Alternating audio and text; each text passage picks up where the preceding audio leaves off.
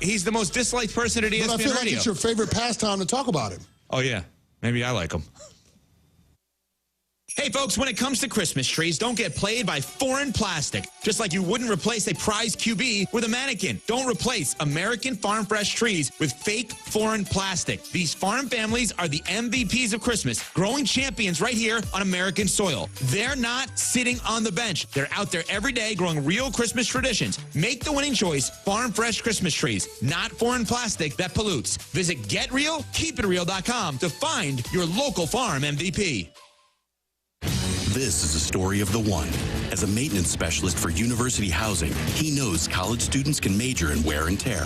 Plus, housing so many students doesn't leave a lot of room to house all the supplies he needs. That's where Grainger comes in. With over 1 million industrial-grade products and fast, dependable delivery, Grainger carries the quality products he needs so he doesn't have to. From a new door hinge to a whole new faucet. Call, click Grainger.com, or just stop by. Grainger, for the ones who get it done.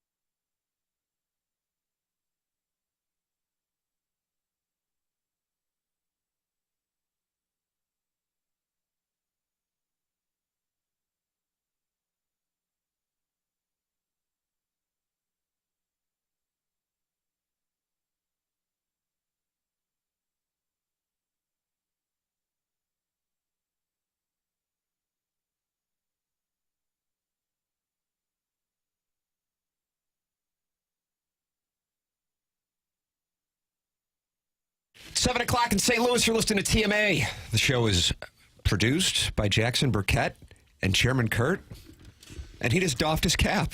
Well, it's nice right at the front end, you know.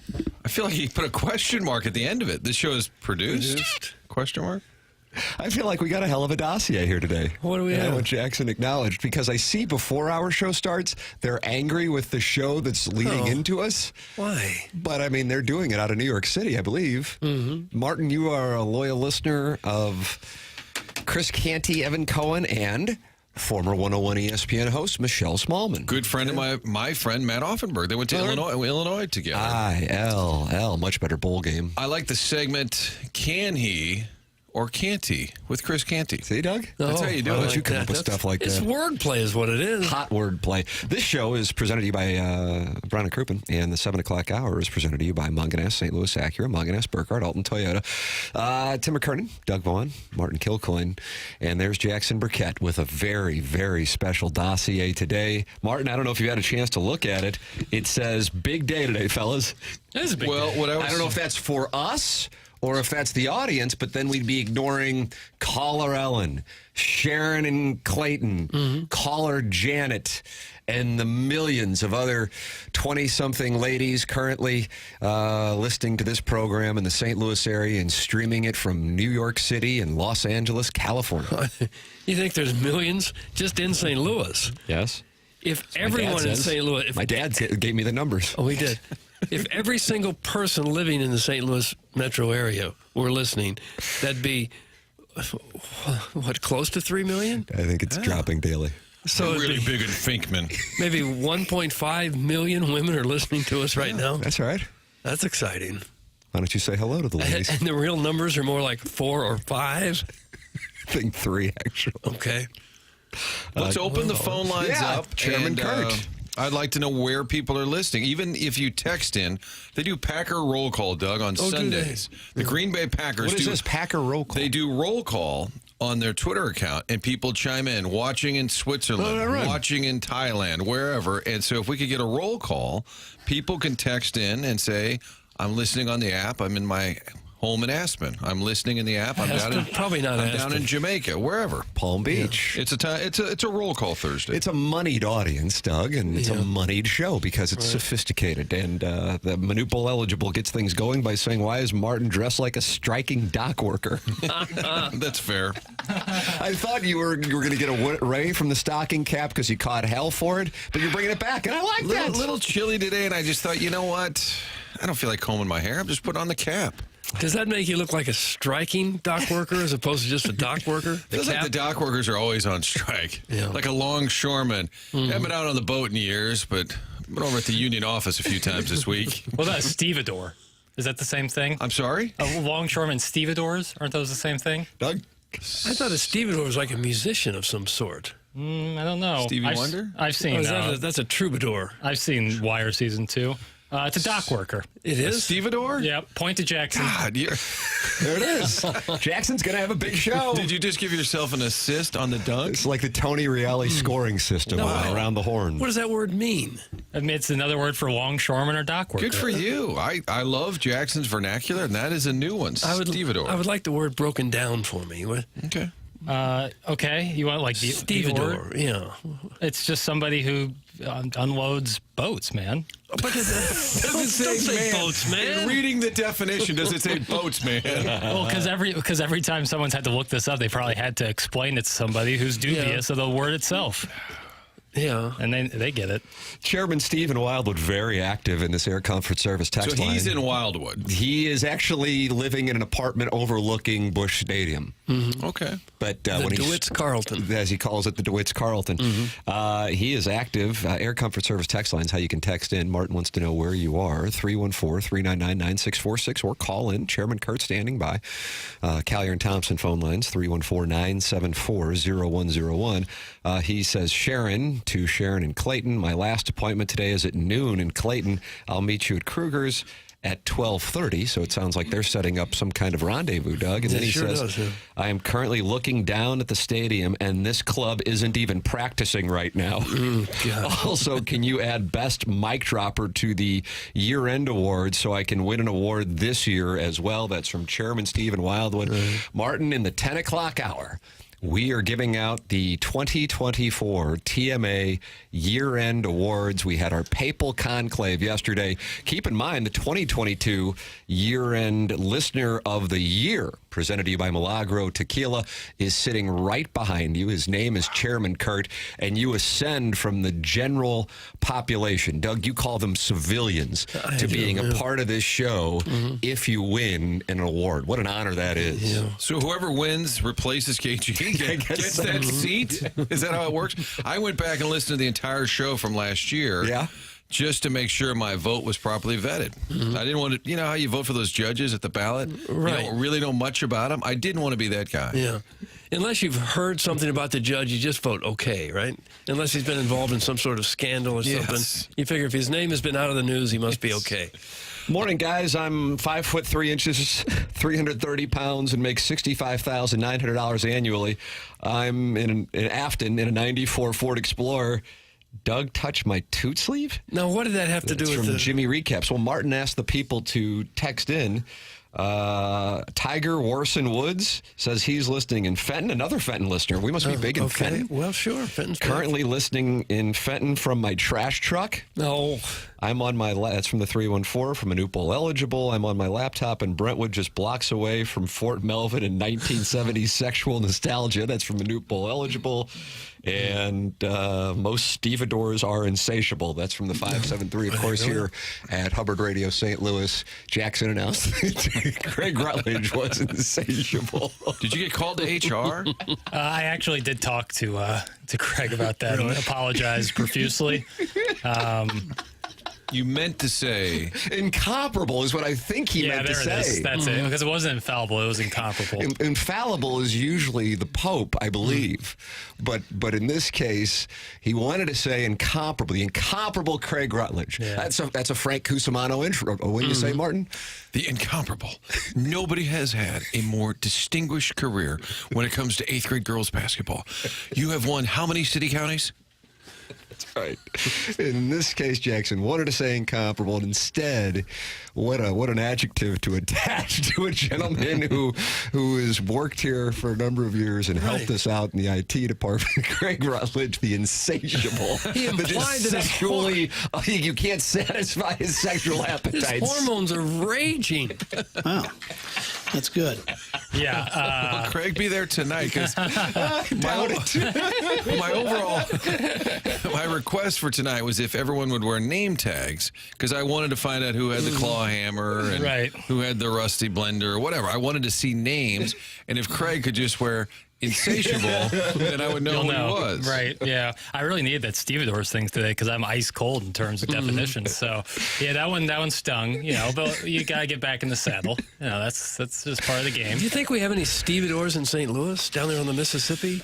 I feel like there's a lot of barge work going on down below the brewery. Probably less so than in Alton might have some. Yeah, less so than Lock and coastal dams. Yeah, Lock and Dam. Arnold, Missouri here, pant unzipped. That's from Injun Joe's Cave Ride Magic Man. His pant is unzipped. We asked if we wanted people to send in whether or not their pants were zipped or unzipped. I might need proximity to the water tower if you're in Arnold. Following up on that, Injun Joe's Cave Ride Magic Man, 314-399-9646. Tonight, I guess this is why it says in the dossier, big day today, fellas, because 12 hours until we all sit on Doug's lap at Hot Shots in South County. Doug, that is happening tonight at the all-new Hot Shots on Lindbergh for a TMA Christmas party from 7 to 9 p.m., and that features Doug dressed up as Santa. Santa Baby is going to be handing out tickets, and Martin, I have the list. Post Malone and Jelly Roll tickets, May 13th at Busch Stadium. Kendrick Lamar and SZA tickets, June 4th at the Dome. Sebastian Maniscalco tickets this Saturday at Enterprise Center. Anybody going to that? I'm going to that. You're going as well? Maybe we're sitting by each other. Well, could be. Would you pocket the tickets? Did I pocket them? No. Santy, it was a joke because Sandy was handing them out. No, I know. There's There's more. 2 for you, 2 for me. We got another big giveaway. Is interested, we're taking cash. Oh, big giveaway. Advertisers, come by and drop it off on Fridays in a little bag. 20s. Blues tickets, Blues signed pucks, Hot Shots gift card, Jack White tickets. That's April 3rd at the Factory. Disturbed tickets, March 2nd, Enterprise Center. Lincoln Park tickets, August 23rd at Enterprise Center. El Monstero tickets. Didn't you make a request? Did somebody make a request? That was you. Tommy, I'm going on the 26th, Oh, are but you? had an additional request from family members. There you go. A night stay at Hollywood Casino with a $50 dining credit. A night stay at Hollywood Casino with a $50 dining credit again. And TSO, that is on the 18th at Enterprise Center. So there it is. I mean, Doug, every 10 minutes, you're giving away prizes dressed up as Santa. And in the intervals, people will be able to sit on your lap and tell you their fantasies / wishes. No, the winners, I think, get to sit on the lap. Oh, yes. Not everyone. And as an old, I'm afraid I don't know what TSO is. Can someone tell me what that is? My guess is Trans-Siberian. Yes. Oh, Yes, that'd be a good one. Trans-Siberian. Yeah. That is for the olds, right? No. The library. That would lean towards an older crowd. What do they do the rest of the year? I feel like the commercials always start in December.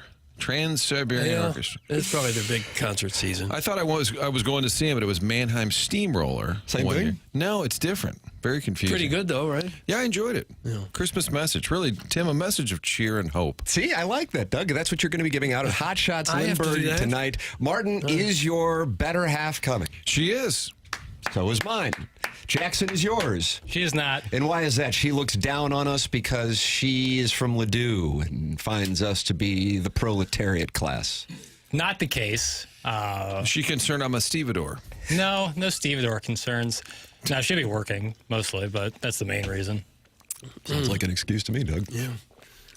Want me to call in for? Yeah, it's a busy Call in sick? season. It's a busy time of year. Chairman Kurt, you were a star at last year's year-end awards for TMA. Doug, you might remember him lying on the bar and having a waitress spit in his mouth. Or was that a waitress or was that just a civilian? That was just Jane Citizen. One of our many female listeners decided to sassify his kink, which is being spit upon.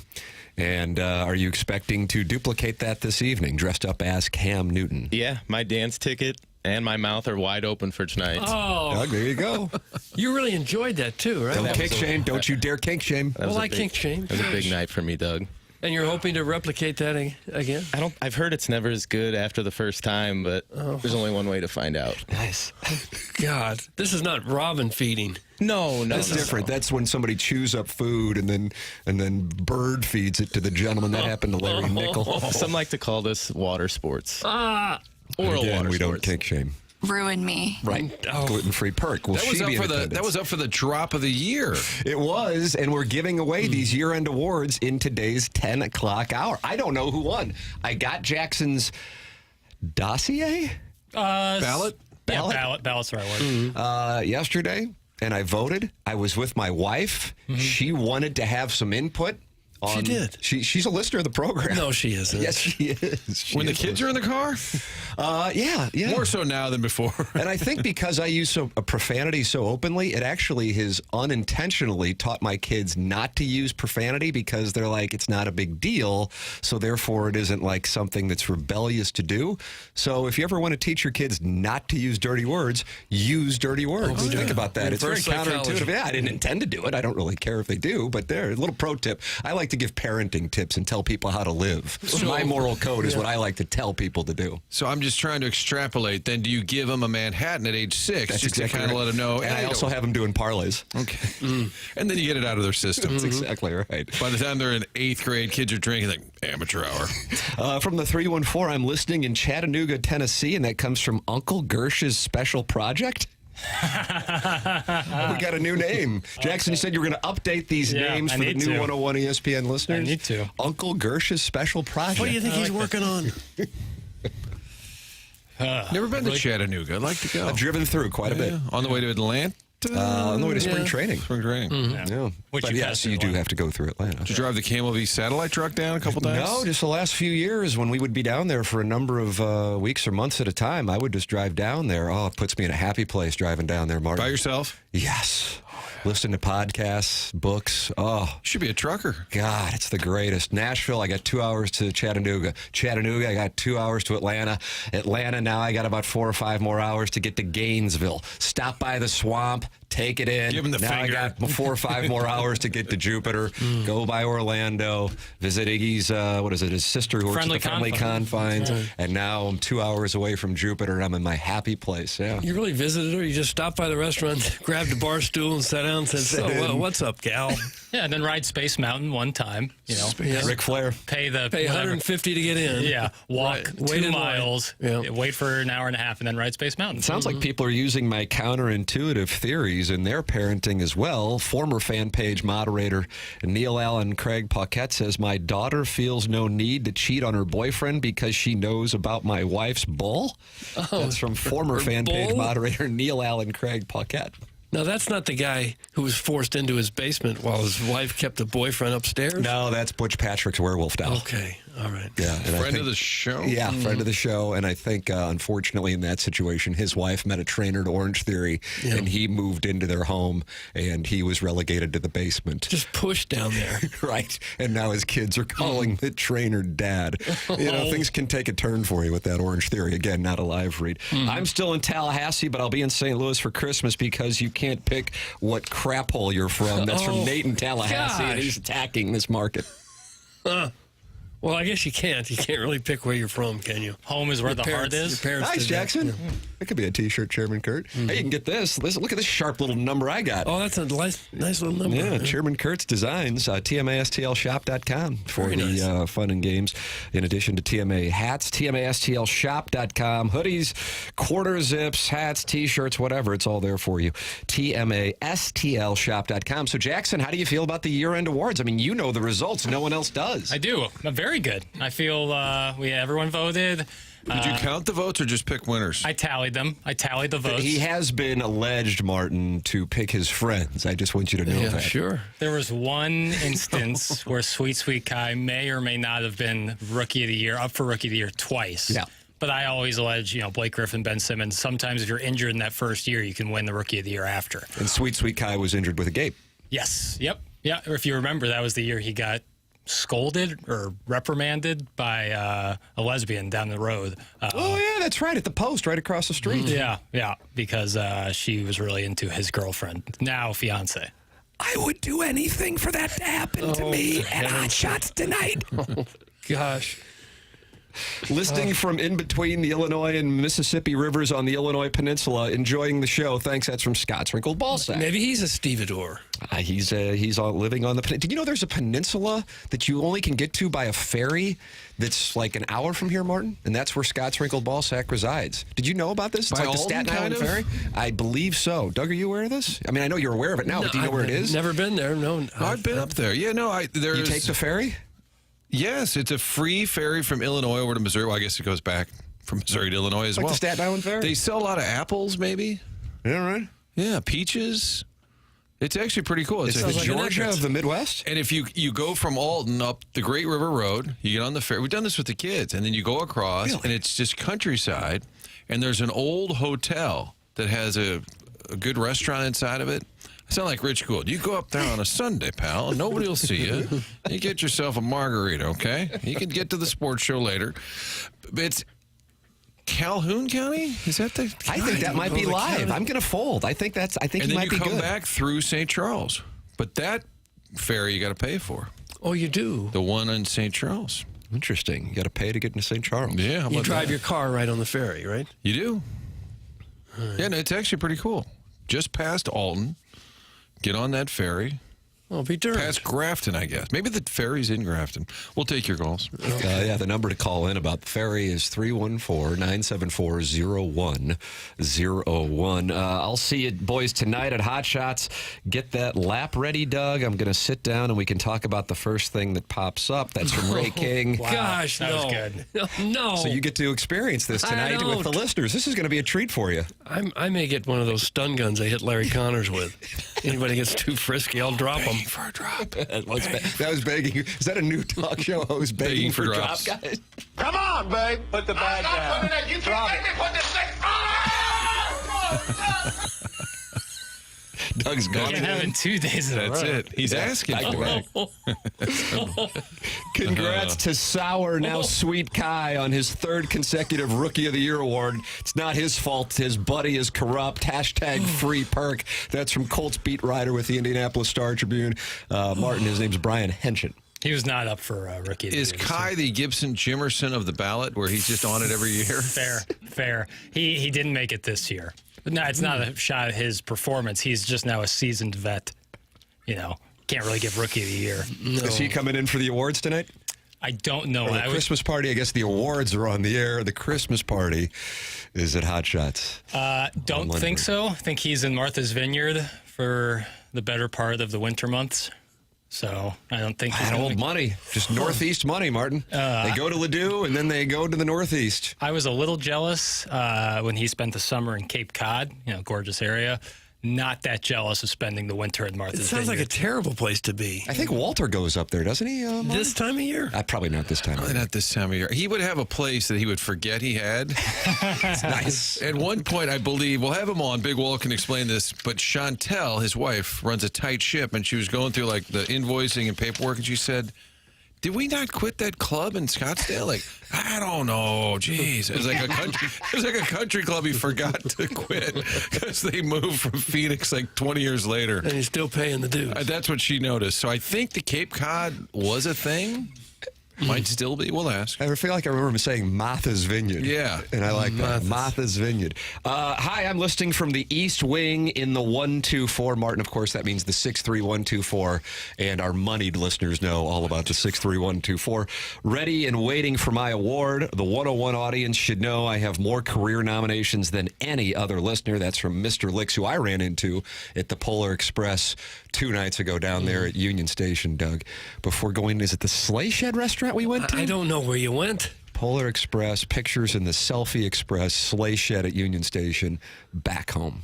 There it was. And I got to see Mr. Licks in the meantime. Tonight, maybe I'll get to see Mr. Licks. I know he loves coming to the year-end awards, but he remains incognito. Will he be at Hot Shots in South County tonight? So we'll be from 7 to 9. Now, where will I be in the afternoon, you ask? I don't know. Ball striking at Family Golf and Learning Center. Compression season never ends, Doug.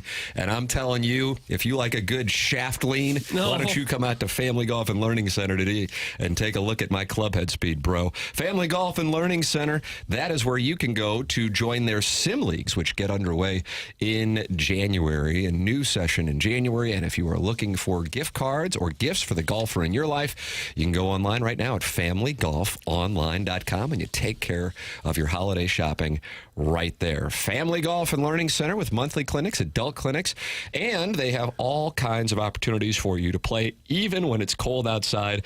Their driving range has heated bays, so you just turn on the little heater and then you're hitting balls and you don't even realize, oh, it's 20 degrees. That doesn't matter. You don't feel it. And, of course, indoors they have simulators and a wonderful pro shop with great instructors. It's Family Golf and Learning Center, longtime TMA sponsor, online at familygolfonline.com. Sign up for their sim leagues or go in there for your holiday shopping. It's Family Golf and Learning Center. Tim McKernan, Doug Vaughn, Martin Kilcoyne, Jackson Burkett with you here on the program. It's a big day because we have our TMA year-end awards in the 10 o'clock hour and then our toy drive at Hot Shots in South County on Lindbergh, all new Hot Shots. If you're going to be in attendance tonight, please bring a new unwrapped toy for our toy drive for Annie's Hope, a wonderful organization that is tied to the late, great friend of the show, participant of the program, friend of the program for certain, Jay Randolph Jr.'s longtime companion, Amy LaBelle. And we are asking you to bring a new unwrapped toy for our toy drive tonight at Hot Shots in South County, where Doug will be dressed up as Santa Claus and giving away tickets every 10 minutes and taking pictures with listeners on his lap. And Martin and I are bringing our significant others. Interesting that Jackson's not, though. I want to figure what that's all about. You got to work. Yeah. Yep. Martin's playing along with that. Yeah, and the Cardinals are trying. Okay, just play along. Without practicing. Yeah, that's right. Down at Stephen Wildwood's place. Ladies and gentlemen, let's see what I got on this dossier, Jackson. I mean, I know we've got Bernie Federko on Thursdays, every day, usually at 8:15. If the Blues aren't in Western Canada, we have a Blues guest, Bernie Federko, with us on the program. And let's see what we got. Thirsty Thursday? Thirsty Thursday? Galaxy Brain Burkett? And Missouri's schedule was announced last night for the 2025 season. Martin, are you aware of that? They're playing every game at home. They got a special NCAA 8 exemption. home games. We will have that for you coming up on today's presentation. But the Cardinals, the title of the second segment is Cardinals Really Are Sitting This One Out. We will explain what that means in the dossier next. This is TMA 101. ESPN shows presented to you by Brown and Crouppen, and you can watch it and participate in the chat at youtube.com/TMASTL.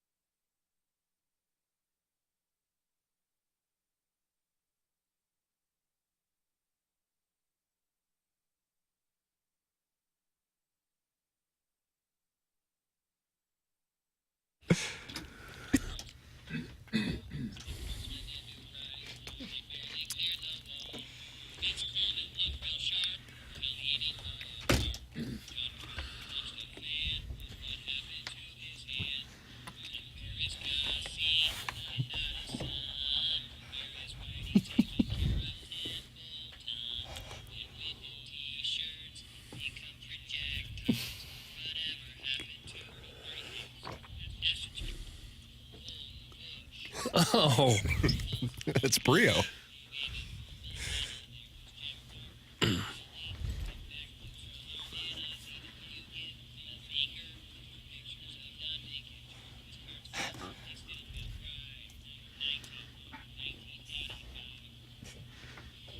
How do you like this one, Martin? I like it. I think that the words chosen were good. I think it was bad on purpose. Do you like how it's sung in a round for no apparent reason? I think he's trying to do a bad job, and I appreciate that. it's fantastic writing, though.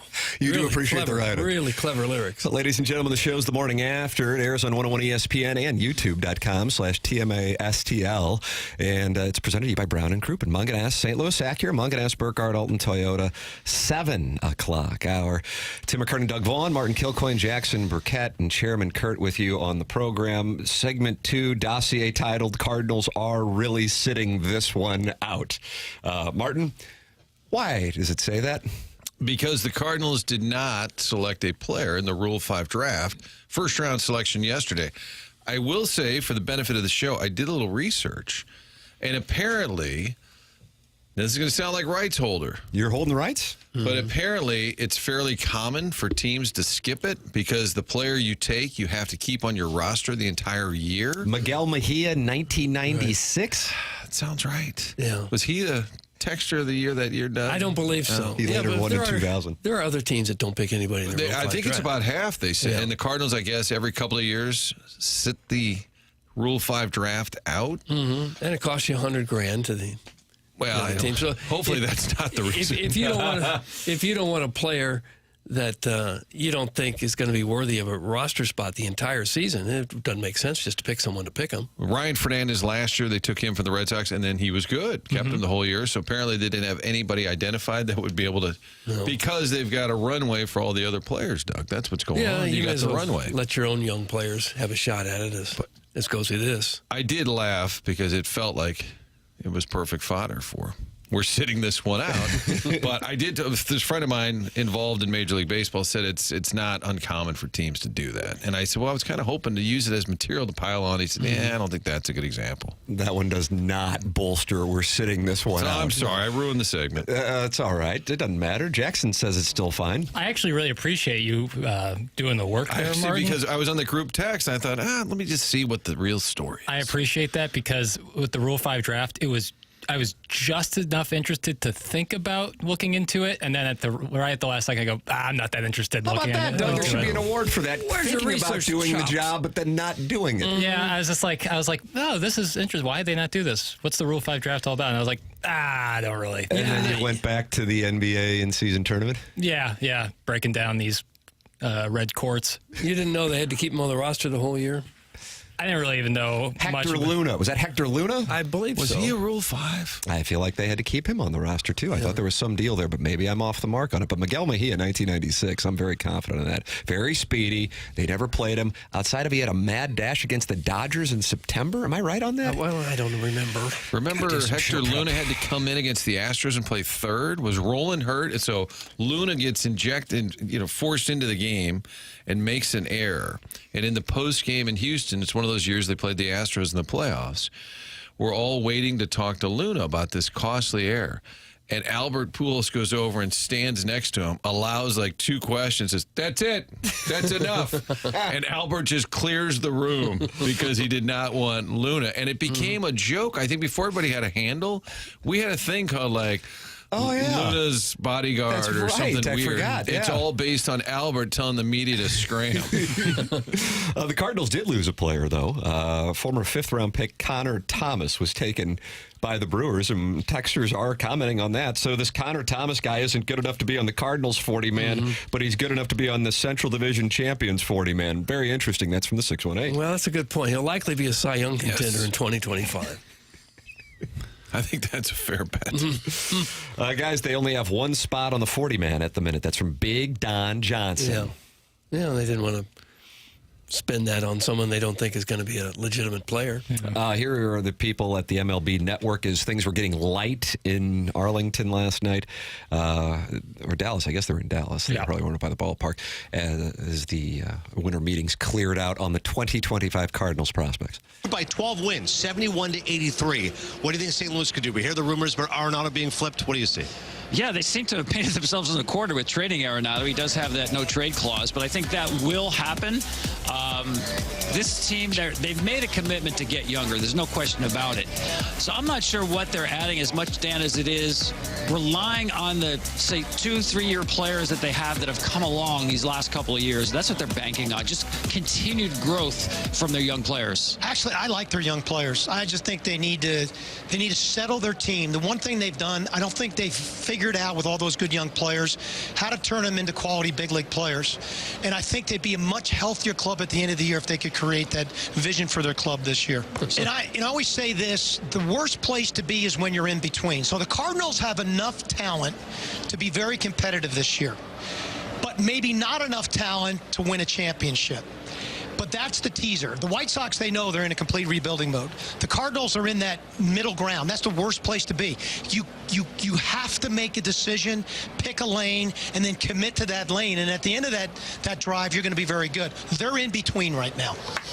I appreciate that. I thought you'd like that. That's been a common theme that I have been complaining about for a decade, actually. I mean, it goes back to 2016 that they're kind of in this hybrid thing. And don't get me wrong, got you to the NLCS in 2019. Well, that was it. And that's where I feel like they're stuck. That's commit to it. I appreciate that's Dan O'Dowd, for the record, who was saying that. Yep. New slogan, pick a lane. Pick a lane. I kind of like that, too. Pick a lane. He did make the rather obvious statement that you got to get them to the big leagues and get them better. No kidding. In fairness to Mr. O'Dowd, I like that he was called Mr. O'Dowd. That was a longer clip, and he went in detail on like all the players, basically like all the younger guys. The only person who's allowed to have a long clip on this show is Kenny Dillingham. That's right. That's right. Kenny D is the only one. As long as he's in the CFP, as soon as he gets eliminated, he gets cut be down on him? 15 seconds at tops. But he was just went into detail with each and every player, so he did give more detail. I just didn't think it was necessary for this presentation. Tom Verducci seemed a little concerned about the Cardinals' tact with Arenado by putting all their information out there. He said, I feel they backed themselves into a corner, which is true. Once you make it very clear you want to trade that player and that player wants out, it's okay. You're up against it now. Don't you think the other teams probably know that already, though? Has that ever happened? The people that really study every team and know what's going on, they probably know that. Has that ever happened where in your guys' career where like in the offseason they've talked about moving a player, doing something different, and it doesn't end up happening, and then they play out the year and the ins and outs of that? That's a great question. Yeah, I mean, I think we've seen it in St. Louis, actually, here within the last year and a half. The hockey, Torrey Krug. There you go. Nicely done, Martin. Exactly right. They went to him to waive his no-trade clause, go to Flyers, and he said, no, thank you. Yeah. I can imagine that's kind of I guess it's all business, not personal. Well, yeah. Sonny? Yeah. Well, why would it be personal? Well, I mean, it's tough to not feel. I think Roland LaRusso was personal. No, I understand that, but I thought you were talking about specifically with Krug. Not necessarily with Krug, but like if you were talking in an off season about trading or moving a player and it doesn't end up happening, like you've kind of expressed to the world that you no longer desire the player on your team. I think a good example also was Tarasenko, how it got real ugly. And remember, Berube was asked multiple times, what are you going to do? He said, well, we're going to play him. He's here. He's going to play. And Tarasenko's agent, I think, tried to force their hand. Critical of the way that medical his torn shoulder labrum was handled and that he had to have it operated on multiple times. And that Blues doctors. I think that's a very good recent example where it was, because I don't think Krug, it was ever acrimonious. Like they wanted him to be moved. He didn't want it. And they said, okay, fine. But I think with Tarasenko, that was very personal. And they just said, we're going to play him. I think Berube was the right coach to deal with it. Yeah. He was just, I don't care. He's here. He's playing. And I think a lot of fans had the curiosity, how is he going to handle this? Tarasenko, that is. And now he's on about his 5th or 6th team. Isn't that crazy? He was here for like 10 years. Right. And now he's been everywhere. Feels like he's just kind of playing out the string at this point. Yeah, just won a chalice. Yeah. I think it would be very awkward, though, to be in a position like Terry Krug, where a team has said they wanted to trade you, and you say, no, I'm going to stay right here. Doesn't that seem like it would be really awkward the rest of the way, the rest of the time you're here? I'm sure it is. I think it's probably a proportional decision that they've set up shop here, and the Flyers were not a team that was looked at last year as being a legitimate contender. So you sit there and you go, this sucks, but I don't want to pick up and move to just be at another also ran, So that's what we're going to choose. It's not a great spot. You're kind of choosing the lesser of two evils. But what if they tell you could play for the Angels? Does that change it? That's the one that jumped out at me yesterday. When Nolan Arenado wants to go to a winner, we get it. Yankees, Red Sox, Dodgers, Padres, wherever. On the list, the Angels. I think that's a lifestyle choice. Yes. You can live in some of the best residential real estate in the world. Doug's pro Orange County. Martin. Oh, God, it's beautiful. Well, Absolutely and that's where he's not only from, I'm pretty sure he lives in that area. So maybe that's his consolation prize. If I can't get to one of these great organizations, all right, I'll take the one in my backyard. I'll live in Newport Beach. And interestingly, of that list that was announced by Dane Perry of CBS Sports, the 6 teams, and the Angels really being the only one of the 6 teams that are not expected to be competitive. Who knows what winds up happening, but certainly that is not expected as of this moment. That the Yankees were not included on that list. And Derek Gould of the Post-Dispatch said, I wouldn't be so sure that you can cross the Yankees off that list just yet. Because I'm telling you, as you guys know, and we discussed a little bit yesterday, a number of New York writers are saying that is still in play. But then at the same time, Martin, you cited what is an SNY report? It was Jack Curry, who's on the Yes Network. Yes Network, yeah. Who is kind of a Yankees insider, I would say. Maybe more of a host, kind of like we have with Bally's, FanDuel. He's a TV guy that covers the Yankees, but I think pretty credible. He basically ruled out Arenado. Yeah. I don't think I would rule that out just yet. And I do think Arenado threw the Angels in there just as if nothing else works. Has he ever seen summer in St. Louis? I mean, this is the place I'd want to be. Thanks, buddy. I don't know. How about that? That seems sarcastic. Not the case. I What do thought you that mean? was an endorsement. It is. This is where I want to be. You being facetious? You sharpshooting our metropolitan area right here, NBA? No, absolutely not. This is where baseball. This is the real home of baseball. It is? Yes. There's a Upstate New York. new slogan. Yeah, is that another one? Real home of baseball. Sitting it out at the real home of baseball. Pick a lane. We're already the heartland of hockey. Wouldn't you like to hear the Mozeliak call, though, to Sonny Gray? Sonny, we're going in a new direction. Not going to be too good. And he says, just built the new pool. Don't really feel like moving. And that could undo the entire plan. That's what I'm saying. I just don't think that they were expecting. I mean, the most outspoken person at the end of the season was Wilson Contreras. Remember that? You might have been there, Martin, in the clubhouse. He goes, the front office has to start trying to win. This is an organization that, and then I'm sure they're like, oh, good, he's willing to go. And then the next thing you know, I think I'll stick around. Sonny Gray, I think I'll stick around. Oh, crap. Now we've got $60 million on the books that we weren't planning on having on books. And he said something else about the Brewers winning, because I asked Wilson, I said, will you go root on the Brewers? He said, absolutely. He was going to go watch his brother William play playoff baseball. And he said something about, we need to look at what they're doing in Milwaukee. That one didn't get as much play, but fairly critical. So you would think he would want out, but maybe he just built the new pool. Yeah, on the It's all about the new pools. On the surface, it seems like if you're making more money than you could possibly spend, and there's a chance to go to a bigger, more exciting city somewhere in America than here. Martin, you catch that? There's a couple of them. You would think it would be a no-brainer and you're not from here anyway, to say, sure, I'll go to Dallas, I'll go to L.A., San Diego. But, we don't know about the personal side of it. The family, If kids. the family's happy, if the wife likes the area. Or that's what I kids always like go the back schools. to with the 2023 trade deadline, where it struck me as obvious to part ways with Arenado and Goldschmidt, and especially when Arenado had, per the Los Angeles Times, expressed interest in going to the Dodgers. The Dodgers, of course, competitive. But what we don't know is if both Goldschmidt and Arenado, or one or the other, said, well, I'm not going anywhere. Paul Goldschmidt might be. I know Goldschmidt for sure has, I don't want to say an older family, but his kids are older. Arenado has one child, if I'm not mistaken, and is younger. So you just don't know with school and what the family's preference is. I mean, it worked to St. Louis's advantage, I think, with Jim Montgomery. I don't really even think that's an I think. I think that Montgomery himself would say that with his wife's family here and his ties to St. Louis, he wanted to be here. Man, Goldschmidt's living here year-round, so I think that makes it even more interesting for him. Where do you go next? You got to pack up. I mean, if I were him, and I have no idea what his... I mean, maybe even leave the family here while you go play 1 year in Baltimore or Toronto.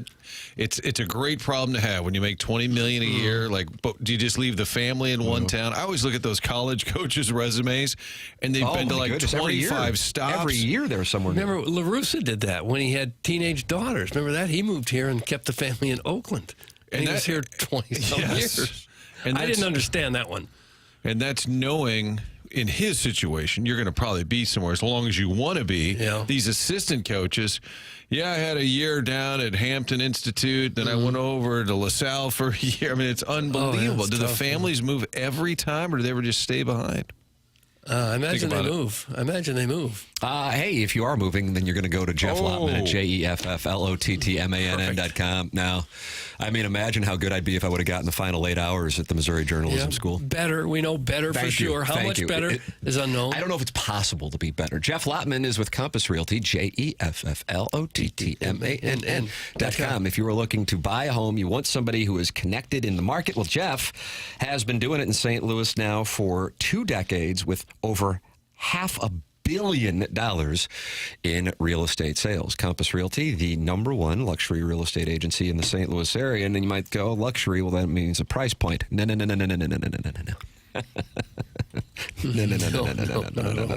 That's an experience. That's not a price point. So work with Jeff at jefflottman.com, Compass Realty, JEFFLOTTMANN.com. Yeah, that's Jeff Lottman, Compass Realty. Tim McKernan, Doug Vaughn, Martin Kilcoyne, Jackson Burkett, and Chairman Kurt with you on the program. Call in, and you might just be put on the air. I mean, we had some superstars calling in yesterday on the Callier and Thompson phone lines. Maybe you can be a superstar, and then maybe you can win Caller of the Year at the year-end awards, which come your way today in the 10 o'clock hour. And then all of us will be at Hot Shots on Lindbergh, the all-new Hot Shots on Lindbergh in South County. And that is tonight from 7 to 9, featuring Santa Doug. And we ask you to bring a new unwrapped toy for our toy drive for Annie's Hope. Doug giving out tickets every 10 minutes to concerts, to blues games, to blues memorabilia. It's all coming up every 10 minutes from 7 to 9 tonight at Hot Shots in South County. Come out for the TMA toy drive. Looking forward to the festivities this evening. This is the Morning After, and it's presented to you by Brown & Croup on 101 ESPN.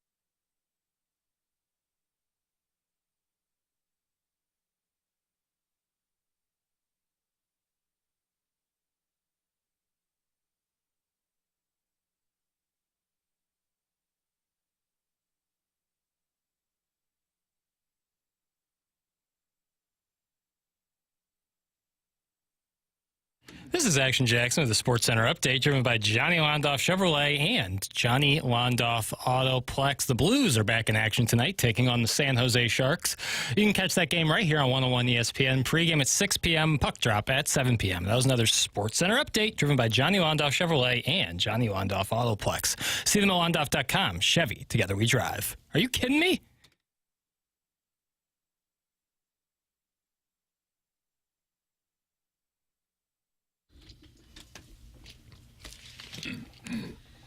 This is the remix. This is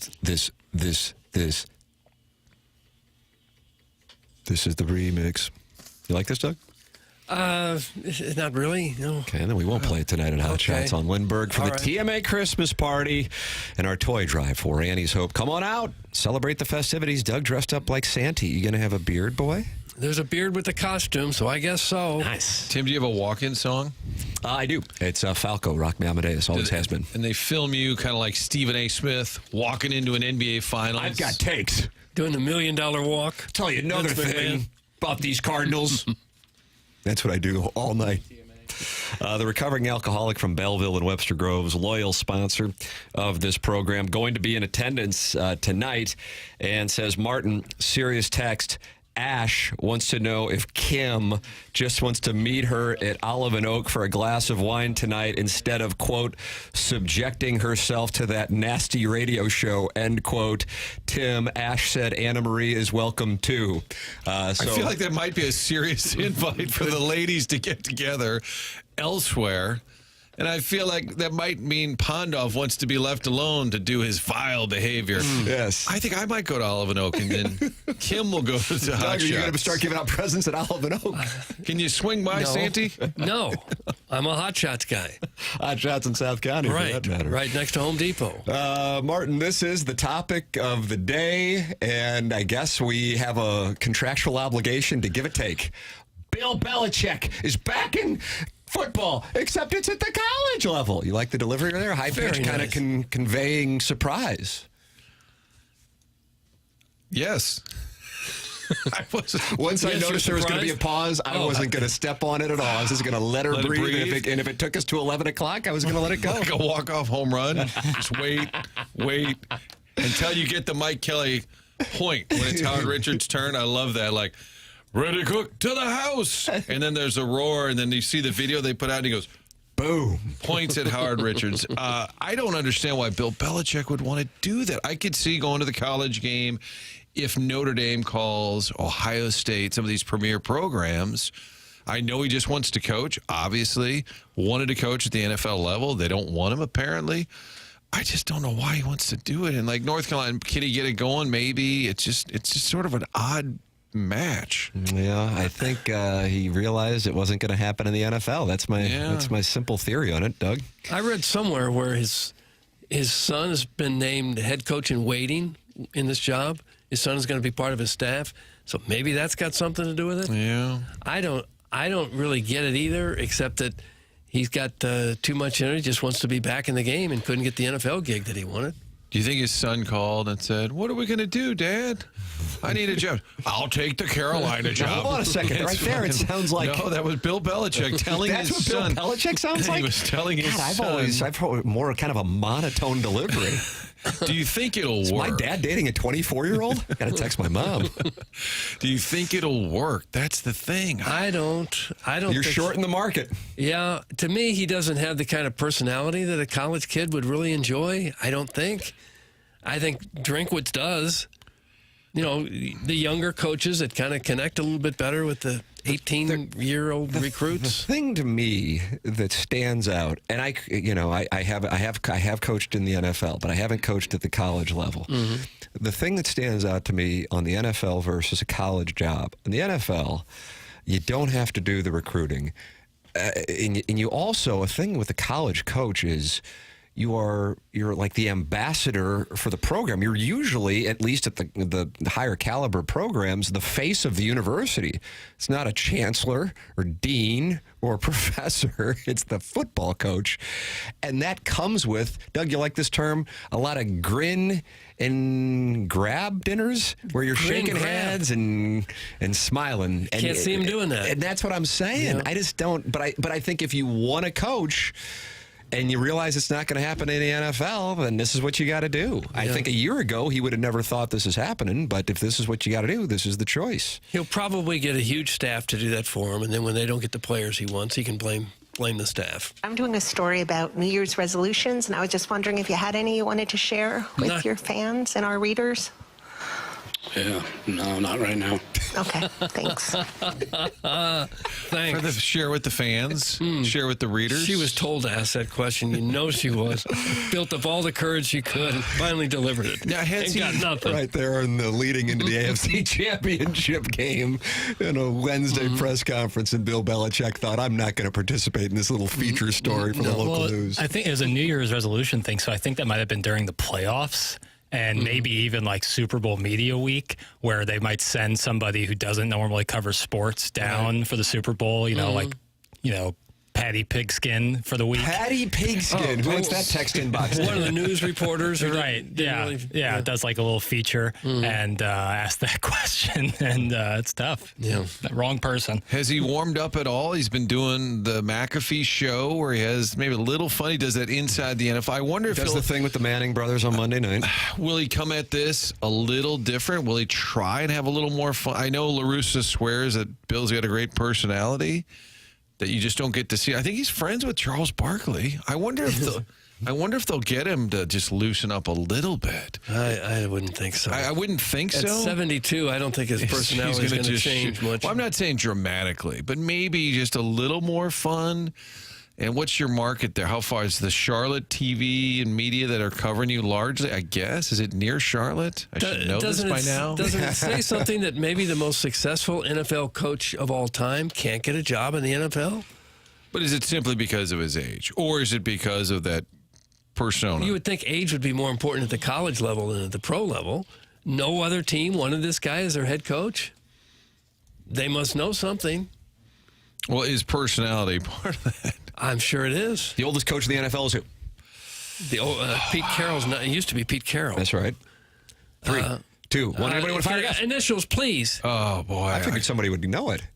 I mean, not Andy Reid. The hometown team. Andy Reid. Okay. 66. And then there's got to be a drop-off. I mean, even Sean Payton's probably, mid-50s? But all these newer coaches are all super young. Let's see. How old is he? No, he's young. 140 miles from Charlotte to Chapel Hill. Yeah. He could just destroy the college kid that's got the local. I'm with the Tar Heel Gazette. Shut up. Who's he going to spar with? Because in Boston, there's a ton of media.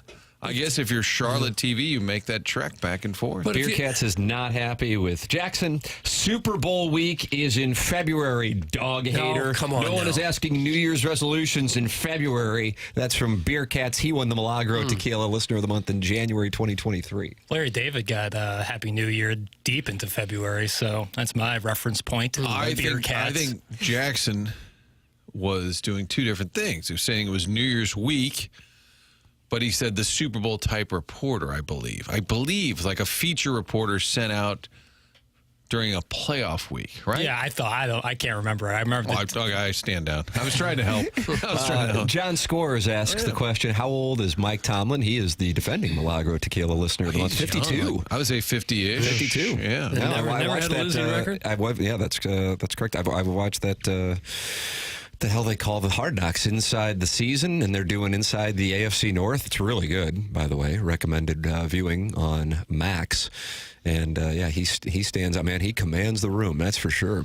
He's got that team playing too. Kind of a sneaker team in the AFC, Doug. Kerry Davis's Steelers. He was up there this weekend. They were going into the Steelers Hall of Fame. Dick LeBeau. Yeah, Kerry Davis was up there this weekend. At that Heinz Field. No longer known as. Yeah. Is that right? Yeah, they changed it. Bill Belichick will be the oldest coach in college football. Because he'll be 73 next season. Yep. It just strikes me as very odd. Yeah, One of the it greatest is odd. coaches ever can't get another job in the league.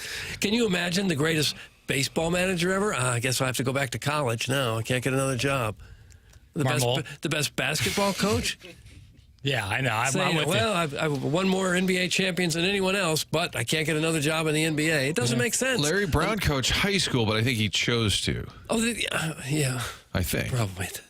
It might be a person like you hire a guy like that, he's like taking over the franchise in a way. It's like, who's more powerful in an organization than Bill Belichick ever? I think one of the things that led to the falling out, the more intense falling out between Robert Kraft and Bill Belichick is the reports, and I think this may have been covered in The Dynasty, which was a series on the Patriots, that Robert Kraft told Arthur Blank of the Falcons not to trust Belichick when it looked like Belichick was about to get that job, and then they wound up hiring Raheem Morris. So that may be something that went around the NFL owners' circles, and like, okay, this guy might not be worth it. He's also not going to be in it for the long haul. So that could have played a role in it if the owner who won a number of Super Bowls with him was telling other owners not to hire him. Yeah. Yep. Yeah, I think that plays a big part in it. And then word gets around like crazy, Well, I think Tom Brady and their relationship got a little icier at the end. Who could endorse him? Have you heard any former star players come out? Because if you had Tom Brady saying, man, go to North Carolina, play, although he's a Michigan guy, but if I were Belichick, I would try and get as many former Patriots to just kind of speak my praises as I'm trying to recruit young kids to come to North Carolina. But the other thing is it's going to come down to money. And if the North Carolina boosters are excited about, holy smokes, we got Bill Belichick, and they start throwing tons of money at the program, that's going to immediately bring in better players. Well, I suspect he's going to go down as one of the greatest college coaches of all, NFL coaches of all time, because his quarterback was the greatest NFL quarterback of all time.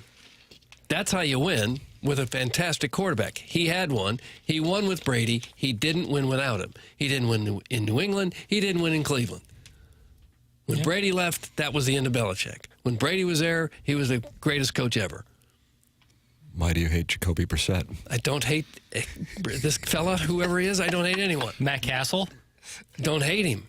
Interesting. I'm saying it's a lot easier to be a great coach when you've got the best quarterback who's ever done it. Did they have Jared Stidham for a while? I think they did, Mississippi State. Bill Walsh coached at Stanford, Doug. It's called show prep. Oh, that's from the 608. Who's the 608? Is that Louisville, Martin? Madison, I want to say. Oh, Wisconsin. wow. You would know. Jump around. This is after his 49er days. He went to Stanford. Yeah, I remember going to a Notre Dame game, and Bill Walsh was coaching Stanford. Well, and I guess Harbaugh did it. He went to Michigan.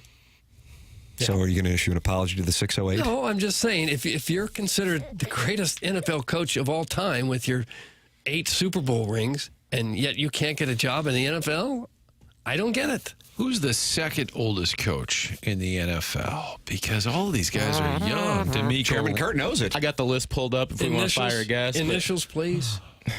J.H. Jimmy Hines. John Harbaugh. John Harbaugh is 61. Okay. Is John older than Jim? Yes. John, and then Jim. Because Jim Harbaugh's 60. Correct. But you think of him as a lot younger than Andy Reid. Vermeil was in his 70s when he was here, wasn't he? Was it? No, he was 62 when he got hired in. Remember how old that was? Like, oh my God. And part of it was he was out of the game. But at the time, he was 62. He's 10 years younger than Belichick is now. Yeah. How's it I think that probably explains it. I mean, doesn't that kind of make it cut and dried? Yeah, other than the Arthur Blank conversation, at the NFL level. I mean, I think age is certainly a fact. I just don't know why he wants to do it. I don't know. I mean, it's one of those things that I think that, retirement may sound good, even though his was a little more forced than the standard one. And then if you just are driven by competition, that is essentially what you live for, then you want to be able to do it. And you want to be able to do it and not just sit around. And he did the ESPN thing, found it unfulfilling, and wants to compete. And I also think, and I think this is something that went on with La Russa, Martin, and you may have a better insight into this. I know I've talked about it with some of his former players. In particular, in Arizona, his mission with the Diamondbacks was to, whatever polite term I could use, shove it up the backside of the analytics guys and say it still needs the human element, and that's what we're going to build this team on. It did not go well, but I think that was his motivation to go there and to be whatever the title was that he had. It was essentially like president of baseball operations. I don't know if that's exactly what it was called. He brought in Dave Stewart, his former pitcher with the A's, and it just never took. What was the terrible trade? Was it Dansby Swanson, or they unloaded? They traded for Shelby Miller or something, I believe. Yeah, it did not go well, I think, in short. So I think that might be what Belichick's motive here is to go, okay, you don't want me in the NFL, I'm going to go win at North Carolina. I don't care. Well, North Carolina hasn't won an ACC title since 1980 in football. So here, we're going to shove it up your backside, and we're going to go win in the ACC, which would be easier to do than the SEC. So, hey, maybe we'll go into the playoff and shove it up everybody's backs. His dad was an assistant at North Carolina many moons ago. You had Lawrence Taylor, superstar player with the Giants when Belichick coached him on defense. Maybe LT will have some influence with the program. I guess you don't have the balls to answer whether or not you think Jeff Fisher should come back or not. You do not. Or the courage. I just don't have it. Who was he mad at? Who was he calling out there? All of us, I think, in a very weak media market. But if you're retired and you're not a golfer or a fisherman and you've got millions and the TV thing is not really doing it for you and you're 72 and you do morning radio? Yeah, you would not do morning radio. And you had a chance to go and do what you love to do and be a big star again and have the world give you everything that you ever want. That's a strong siren call to go back. But you're shorting the market on North Carolina football. I am. Yeah. Okay. I wouldn't think that he's have a lot of success there. Wouldn't the irony be he loves all of the attention? Sure. The media just talking about him nonstop, that he just enjoys being talked about, yet he refuses to be a part of it. I also think there might be some embarrassment. I think the motivation is intangible, and it's pride that, okay, you're not going to hire me in the NFL. Robert Kraft, who I won all these Super Bowls for, is telling people not to hire me. F this. I'm going to go turn what has been, it's not been a doormat, but it certainly hasn't been a blue blood in college football. I'm going to go turn it into a winner. So screw you guys. That's what I think it's about. I think it's abstract like that. It obviously isn't financial. It is 8 o'clock in St. Louis, and this is TMA. Tim McKernan, Doug Vaughn, Martin Kilcoyne, Jackson Burkett, Chairman Kurt. You can call in today. We have the year-end awards coming up in the 10 o'clock hour. Those are presented to you by Milagro Tequila. And then our TMA toy drive tonight at Hot Shots in South County from 7 to 9. All new location on Lindbergh. Please bring a new unwrapped toy to the festivities from 7 to 9. And Doug is going to be dressed up as Santa Claus, giving away tickets to all kinds of concert starting at 7 p.m. Call in 314-974-0101. Those phone lines brought to you by Collier and Thompson. Doug? If you are currently in retirement, you do not have to go to North Carolina to get a new kitchen. See what I did with the Belichick thing. Collier & Thompson is right here in St. Louis, and they are your go-to source for every design consideration. They carry the best cabinets, appliances, countertops in the business. When these people do a job, they do a job right. You may only remodel your house once, maybe twice if you live there a long time. If you're going to do it right. And Collier & Thompson certainly does it right, and they've been doing that since the 1950s. Their employees have a combined level of experience of more than 160 years now, and they've done that by doing things right. Word-of-mouth advertising, very important, and if you've ever had a job done by Collier & Thompson, I'm sure you're proud to show it off and show your friends, and that's how this business has thrived. It's now owned by Carolyn Beard and Bob Strati. They've both been there for more than 20 years. They would love to show you around their showroom there on Manchester. They have more than 10,000 square feet, more than 20 kitchen displays alone.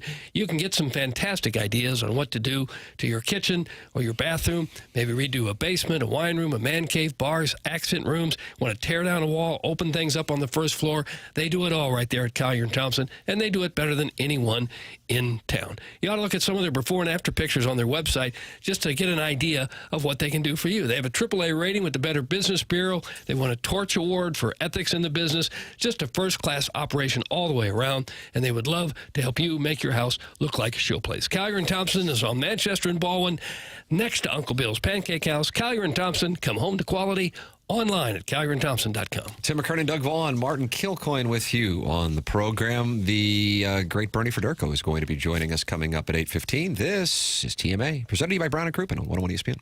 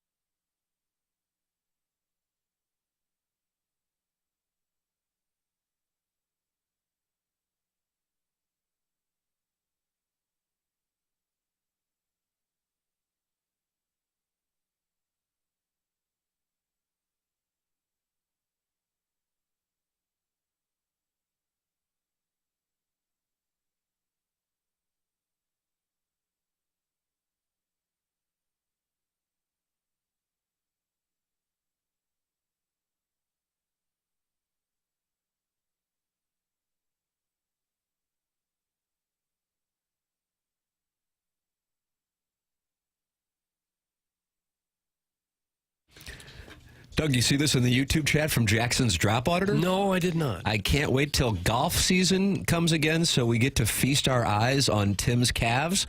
Oh, for heaven's That's from Jackson's Drop Auditor in the YouTube chat. Why don't you go into that YouTube chat and talk it over with everybody and invite them to sit on your lap tonight at Hot Shots in South County from 7 to 9 for the TMA Toy Drive. It's not about sitting on my lap. It's about winning a fabulous prize, and there's some great prizes out there. You some better great believe concerts it. and tickets and You things. better believe it. Jesse Kiowski sent me the list yesterday. This is what we got going on tonight. We'll all be there at Hot Shots in South County for the TMA Toy Drive for Annie's Hope, the TMA Christmas Party, Post Malone and Jelly Roll tickets, Kendrick Lamar and SZA tickets, Sebastian Maniscalco tickets.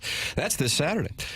Blues tickets, Blues signed pucks, Hot Shots gift cards, Jack White tickets, Disturbed tickets, Lincoln Park tickets, El Monstero. Martin's going to that.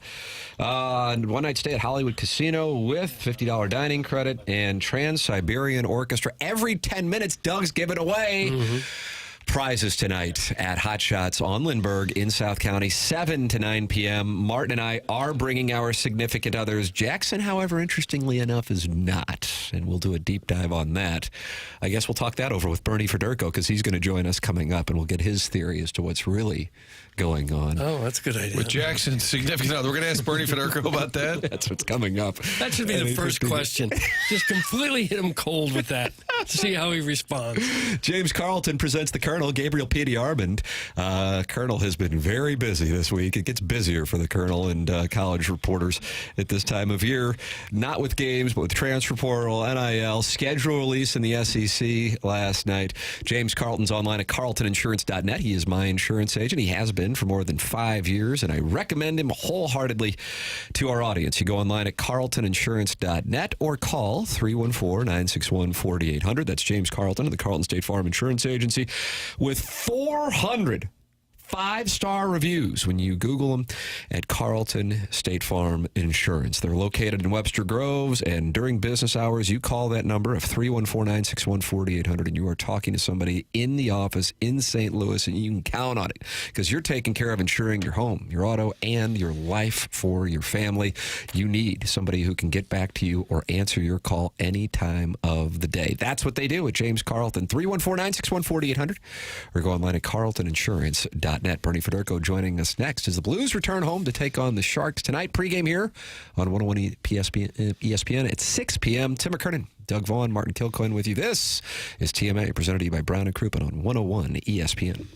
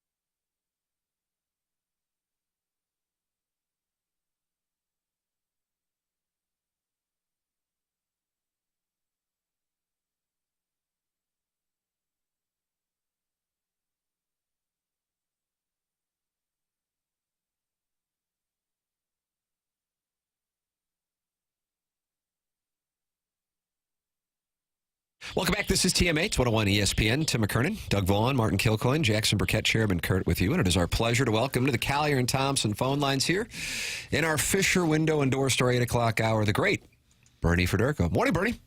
Good morning, Tim. How are you? I am wonderful. Thank you so much for joining us and giving us your perspective. I want to isolate in on the road trip, but specifically the play of Dylan Holloway. I think it shined in particular 2 nights ago in Vancouver, but your ability to see what's going on with him and, of course, what is starting to become more and more attention getting around the NHL with what Doug Armstrong did with Edmonton, but in Broberg and Holloway, but what Holloway is able to do that is making him so effective for the Blues, and again, that was on display Monday night in Vancouver. What do you see, or Tuesday night in Vancouver? What do you see?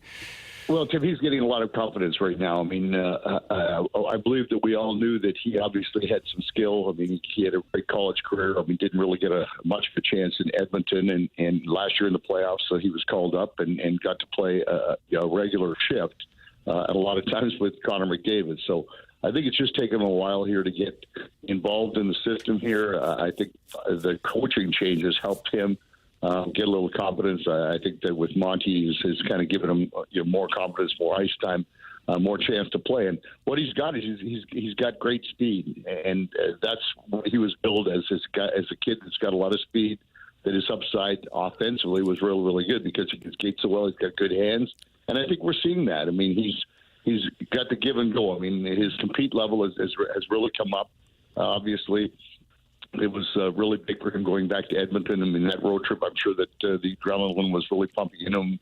The fact that he left Edmonton and the fact that those guys got booed every time they touched the puck in Edmonton, I think that was probably it's not good, but in the back of your mind it says, hey, this is I'm going to prove that I'm a really good player. So I think it's just that we're seeing what Doug Armstrong brought him here for, is that he's got really good hockey skill, he's got speed, and now he's putting it all together. He's scoring goals. He's setting up plays. And so it was a risk well taken by the Blues to make this signing. Bernie, we've talked ad nauseum about the bump, the new coach bump. Every team goes through it, really, regardless of sport. Even Drew Bannister won his first couple of games. Mike Yeo had a ton of success right out of the gate. Is this different with Jim Montgomery as opposed to this sort of just going back to who they were? Do you think this is different? It's still short sample right now, Martin. I mean, with 6 or 7 games, whatever it is right now, I mean, the guys have played really kind of off and on, played really, really well. I mean, if you go back to the Calgary game, it was Jordan Binnington once again that was absolutely the difference maker in that game. But I think the one thing that they need to do is continue to get better 5-on-5, and I think that Monty's been preaching that. I mean, they only scored 1 goal 5-on-5 in Vancouver the other night. I mean, they have 14 wins right now. 6 of them have come in overtime or shootouts, so they really only have 8 regulation wins out of 29 games now. So they've got to get better at that. But I think that Monty is going to bring more to it right now. They are playing with confidence, but this is a team that I still think is without Leddy. Has really hurt them. I mean, and him coming back from the trip and not playing, he's only played 4 games, I think has really hurt this team. But certainly it's a team that I think believes in themselves right now, and I think this is a team that is going to challenge for a playoff spot right now.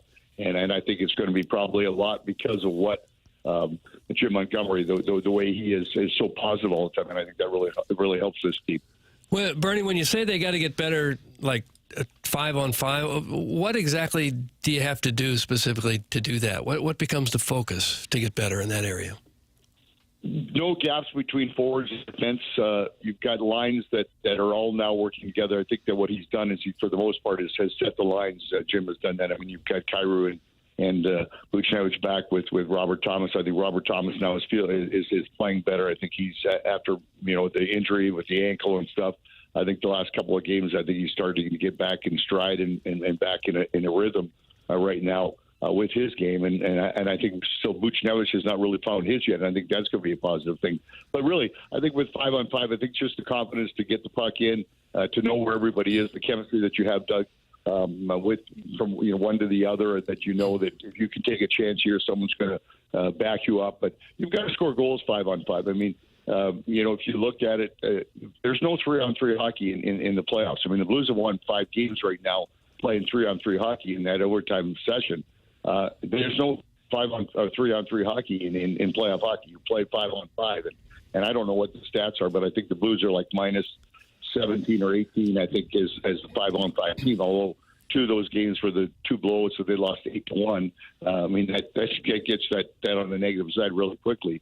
But it's just a matter of having the lines roll over and over. So one line puts pressure on, and then all of a sudden now the next line is going to come out there and do the same thing. And when you get those pressures in the offensive zone, especially, then penalties are starting to take against them, so they'll get more power plays. The power play scoring, they've scored a goal in the last 3 games. So those little things, but it all stems from. I mean, it's still the game. Most of the game is still 5-on-5, so you've got to be better than the other team 5-on-5, and that's just by a matter of getting the chemistry from line to line, and then keeping the pressure rolling from one line to the next as you get continuity through the entire game.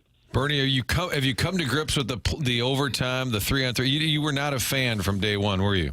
No, never will be. I mean, and I would prefer if you're going to do something, you got to have a win. I prefer this. Just go straight to the shootout. The 3-on-3 to me is fun hockey, and I mean I think it's exciting to watch for lots of people. But I think that when you get to the shootout, I think everybody stands the whole time. Everybody loves the shootout more than anything. But it is what it is. So I watch it. It is exciting, but I still think that it's not there in the playoffs, so why have it during the regular season? You would have thrived in that situation as a player. You might have 50 more career goals if they'd had that when you played. Well, I mean, what would Wayne Gretzky have? I mean, and you go back to the team, Doug, when they had Coffey and Curry and Gretzky and Messier. I mean, no one would have been crazy how fast that would have been, but it is what it is. I mean, the league wanted to bring something in to stop you from having ties, and really these are things that are working. But I'm still not the biggest fan of it, but it's certainly you get your points, and no matter what you do, is you make sure you try to get your points. And no matter how you get them, even if it's 3-on-3, and it's great that the Blues have got those 14 wins, those 6 wins in the 3-on-3, but certainly they've got to get their 5-on-5 games so that they can make it to the playoffs and then do their damage then as well. If things had gone just a little differently for the Blues in overtime, they could be absolutely buried in the standings right now, couldn't they? That's true. Yep. Yeah, with only eight wins in regulation time. Yep, that's exactly it, Doug. So, I mean, that's the whole deal. But the points are there, so right now, they find themselves in that situation. They're a game over 500 right now. They're real close to being in a wild card spot. So, the schedule is going to go. This has been a tough part of their schedule, too. I mean, that was a tough road trip. They go out and win 3 of those 4 games on the road trip. I mean, they've got home, one tonight. They're going to Dallas, and they got the Rangers. They got Jersey. Then they're back on the road into Florida. So this is a tough schedule for them right now before Christmas.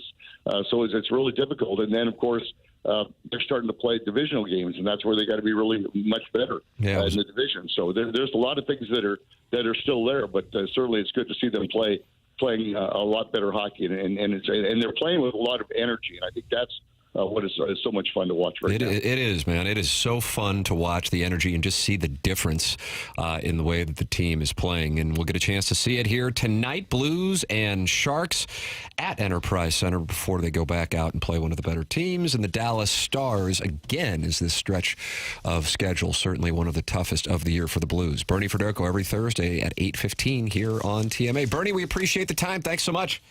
Gentlemen, always a pleasure. You guys have a great weekend. Thank you. You too. Bernie. That's the Hall of Famer Bernie Federko with us here on TMA. The Missouri football schedule announced last night, and a couple of fun facts regarding this schedule that make it incredibly unique. We will have that for you. Plus a playoff system that has been pitched to 2 of the Power 4 conferences. And if this system would have been in place this year, Missouri would have been a playoff team. I'll explain. Oh, will you? Okay. Look forward to that. I won't be able to get out of the car. Well, I went to Betty, push back my 8:30, will you? Yep. I went to a teasing camp over the weekend. And this is one of the things they said. The 8:30 tease is critical, and so I was working on this tease. So there you go. I'm going to have that for you coming up. Hey, do you want to support TMA? Well, the name of the game is supporting the sponsors, and the EDF Group has been a sponsor of TMA, I think, for 4 years now, Doug. The EDF Group is a sponsor of TMA. How can you support them? It's real simple. Do you have a fire extinguisher where you work? The answer is yes, you certainly do. So please email the EDF Group at fire@theedfgroup.com so a technician can come out and explain to your team how the EDF Group can save your company money. Again, that email address is fire@theedfgroup.com. The EDF Group is hot and will prevent your facility from having hot fires. Experience the EDF Group difference. Learn more at theedfgroup.com. Tim McKernan, Doug Vaughn, Martin Kilcoyne, Jackson Burkett, Chairman Kurt. This is TMA on 101 ESPN, presented to you by Brown and Crouppen.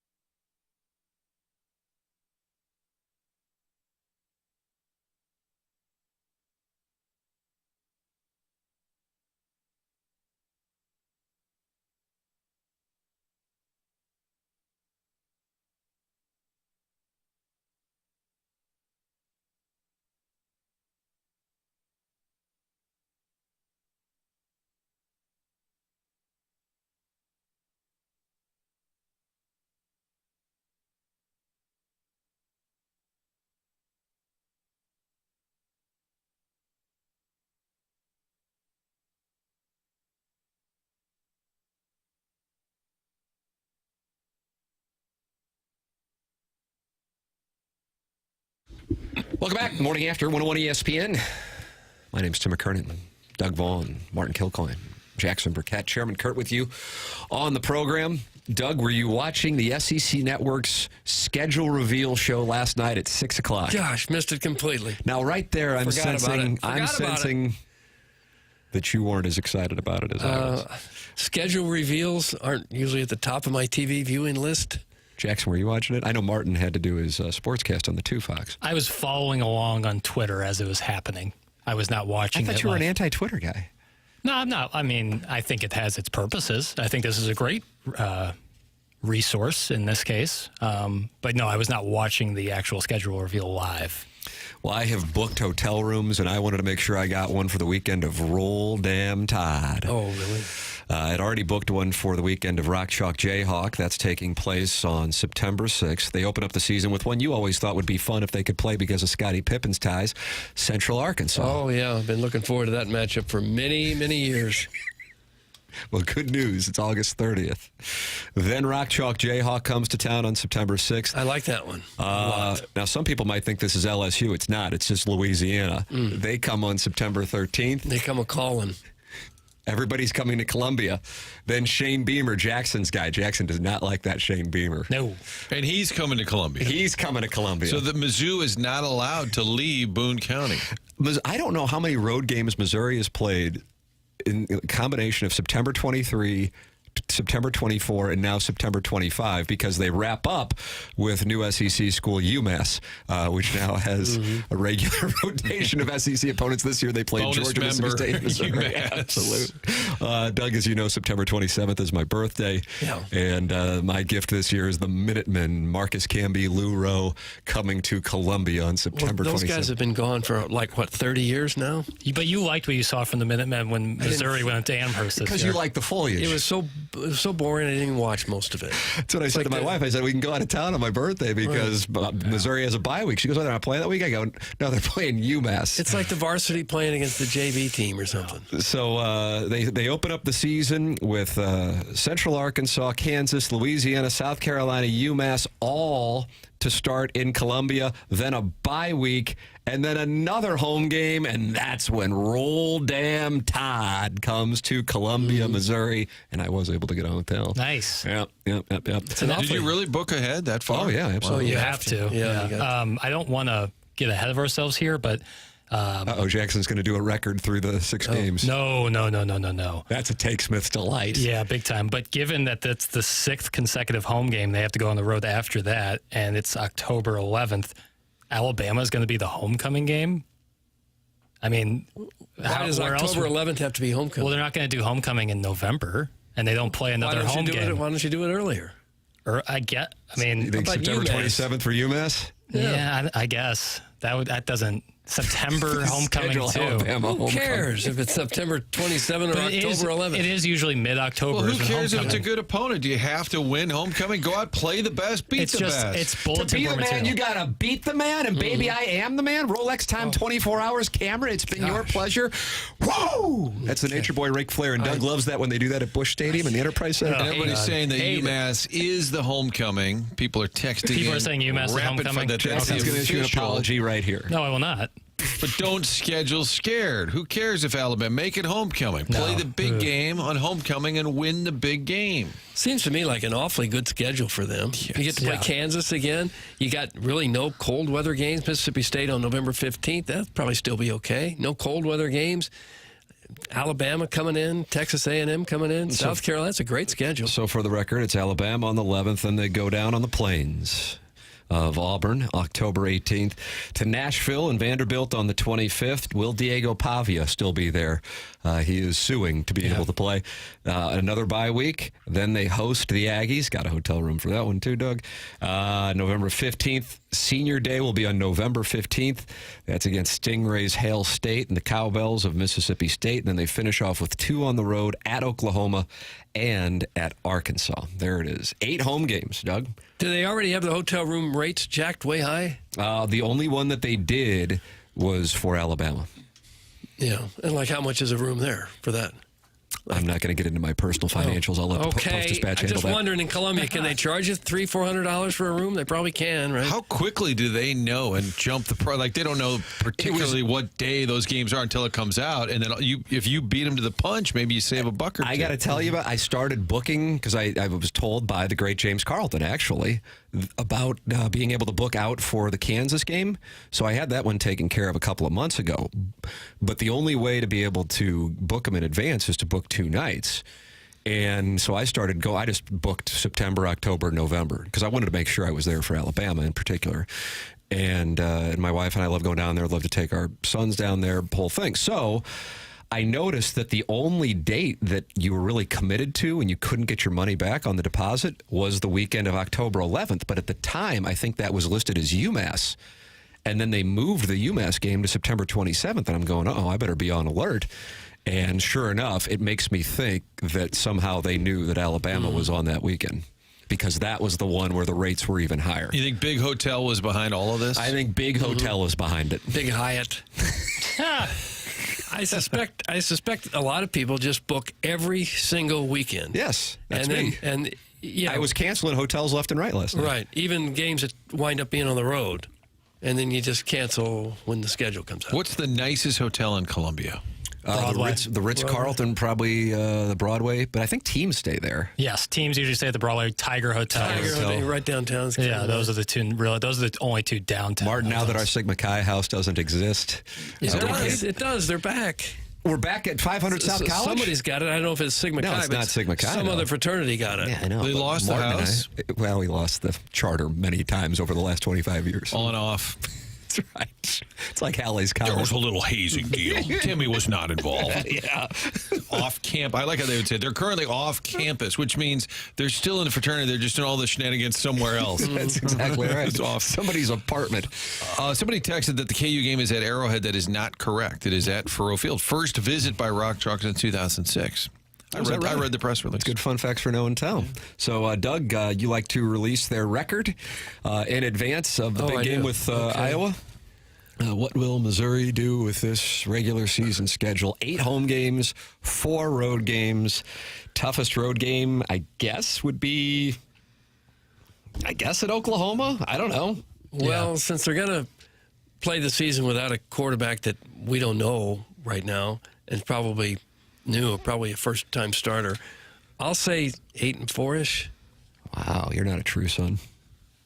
Guess you think Central Arkansas and Scotty Pippen. I guess we got to go through it. Well, Central Arkansas, everybody agree that's a win? Yes. Win. Kansas at home. I don't know. Dub. There it was. Louisiana at home. Again, it's not Brian Kelly grinding on recruits. That's Louisiana. South Carolina Louisiana State. at home. That's going to put the team to the test. I'm burying this damn game. Okay, now it looks like Vanderbilt could be a test. Lenora Sellers coming to town. It might be a Heisman resume builder for Lenora Sellers. That might be a Heisman resume builder for Lenora Sellers. Or he'll get paid to go somewhere else, and maybe he'll be wearing the black and yellow. That would be the ultimate move. Steal Would you be so happy about that, Jackson? I'd be freaking out if Mizzou somehow landed Lenora Sellers. He might. Oh my God! Like we talked. he's gone down now. No, but like he's flipping out on the air. We talked about like when like the Stan Kroenke buying the Cardinals things and how bad you'd be hated. Like imagine leaving South Carolina for another mid-tier SEC school. Oh, you hear that, Doug? Mid-tier. That's right. Did you say mid-tier? I'm no nationalist. I know where I stand. Oh. I just took down the #1 team in the country, though. Don't you forget. See you soon, Iowa. You're trash talking right now, aren't you? A little bit. Yeah, I mean, a lot of bluster coming your way. It's like they just flip the conference opponents you had last year, home and away. But setup wise, like not like a brutal 3 or 4 week stretch. Whereas you look at Oklahoma, they'll have the Red River rivalry, followed by a trip to Columbia, South Carolina, followed by Ole Miss coming to Norman, and then going to Neyland Stadium and playing Tennessee. Like that's a brutal 4 week stretch. I know we don't know what the teams are going to look like, but just road environments and general prestige, that's going to be a really tough 4 game stretch for Oklahoma. So what about Mizzou? You think Mizzou can win 9 or 10? I got to know who's playing quarterback. Yeah.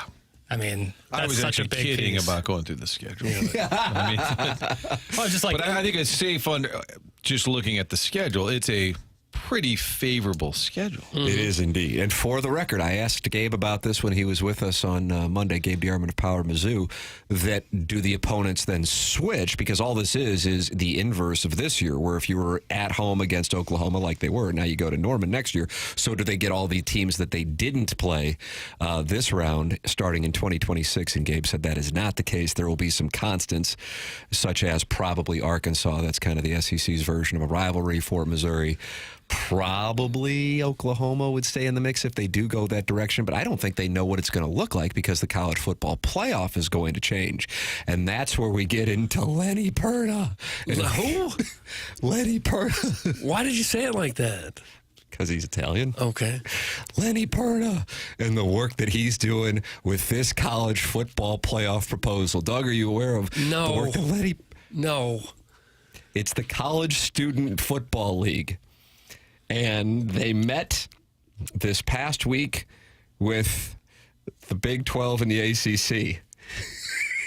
Notably absent the SEC and the Big Ten. Right. Now, what Lenny Perna is put on the table. Who the hell is Lenny Perna?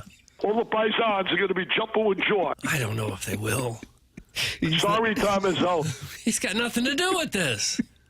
He's the head of the College Student Football League. That's a bad name. That needs a rebrand. Mm-hmm. That's a bad name. Why do you hate the CSFL? Well, it's not called like the National Hockey Players League. We know who's, if it's the National Hockey League, we know who's going to be playing in it. The players. Right. It seems redundant almost. His proposal is a 24-team playoff where nobody does any rankings or evaluations. And just like in the NFL, the teams that win their divisions and the wild card teams with the next best records get in. No arbitrary criteria, just math. Lenny Perna. Stop it, Perna. Go away from us. We're talking rigatoni marinara. We're not even talking about that. He says, stop it. We know fans want this. More access and fair access without the politics, without all the squabbling. That sounds good to me.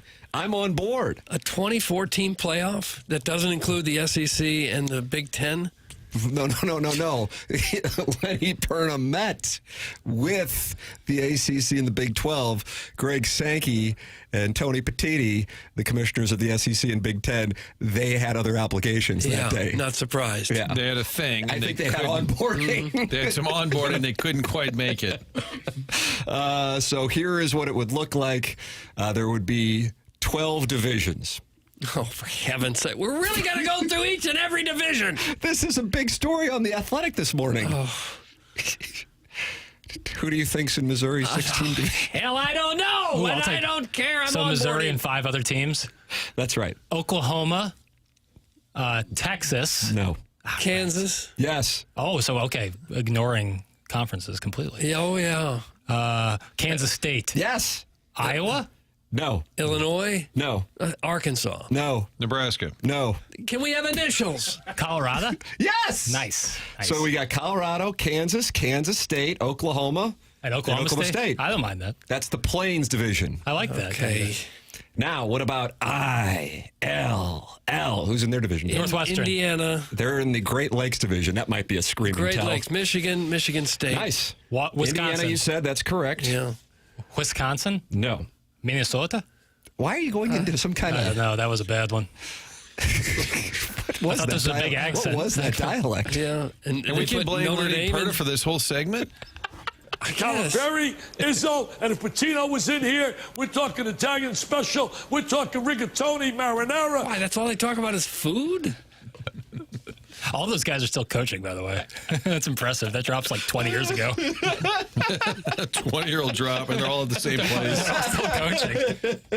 Surprisingly, Patino was most surprising. Illinois with Indiana, Michigan State, Northwestern, and Purdue.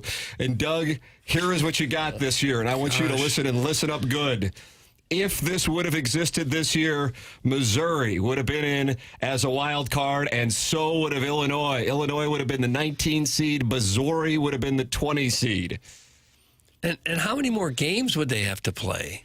Don't worry about it. I guess not. When Lenny Perna was asked questions, he said, don't worry about it. And so he's going to approach Greg Sankey, who's the commissioner of a conference that's making money hand over fist, and be like, hey, scrap this and come play in the Great Lakes division. Greg Sankey, when asked about this, said, yeah, I studied it a little bit.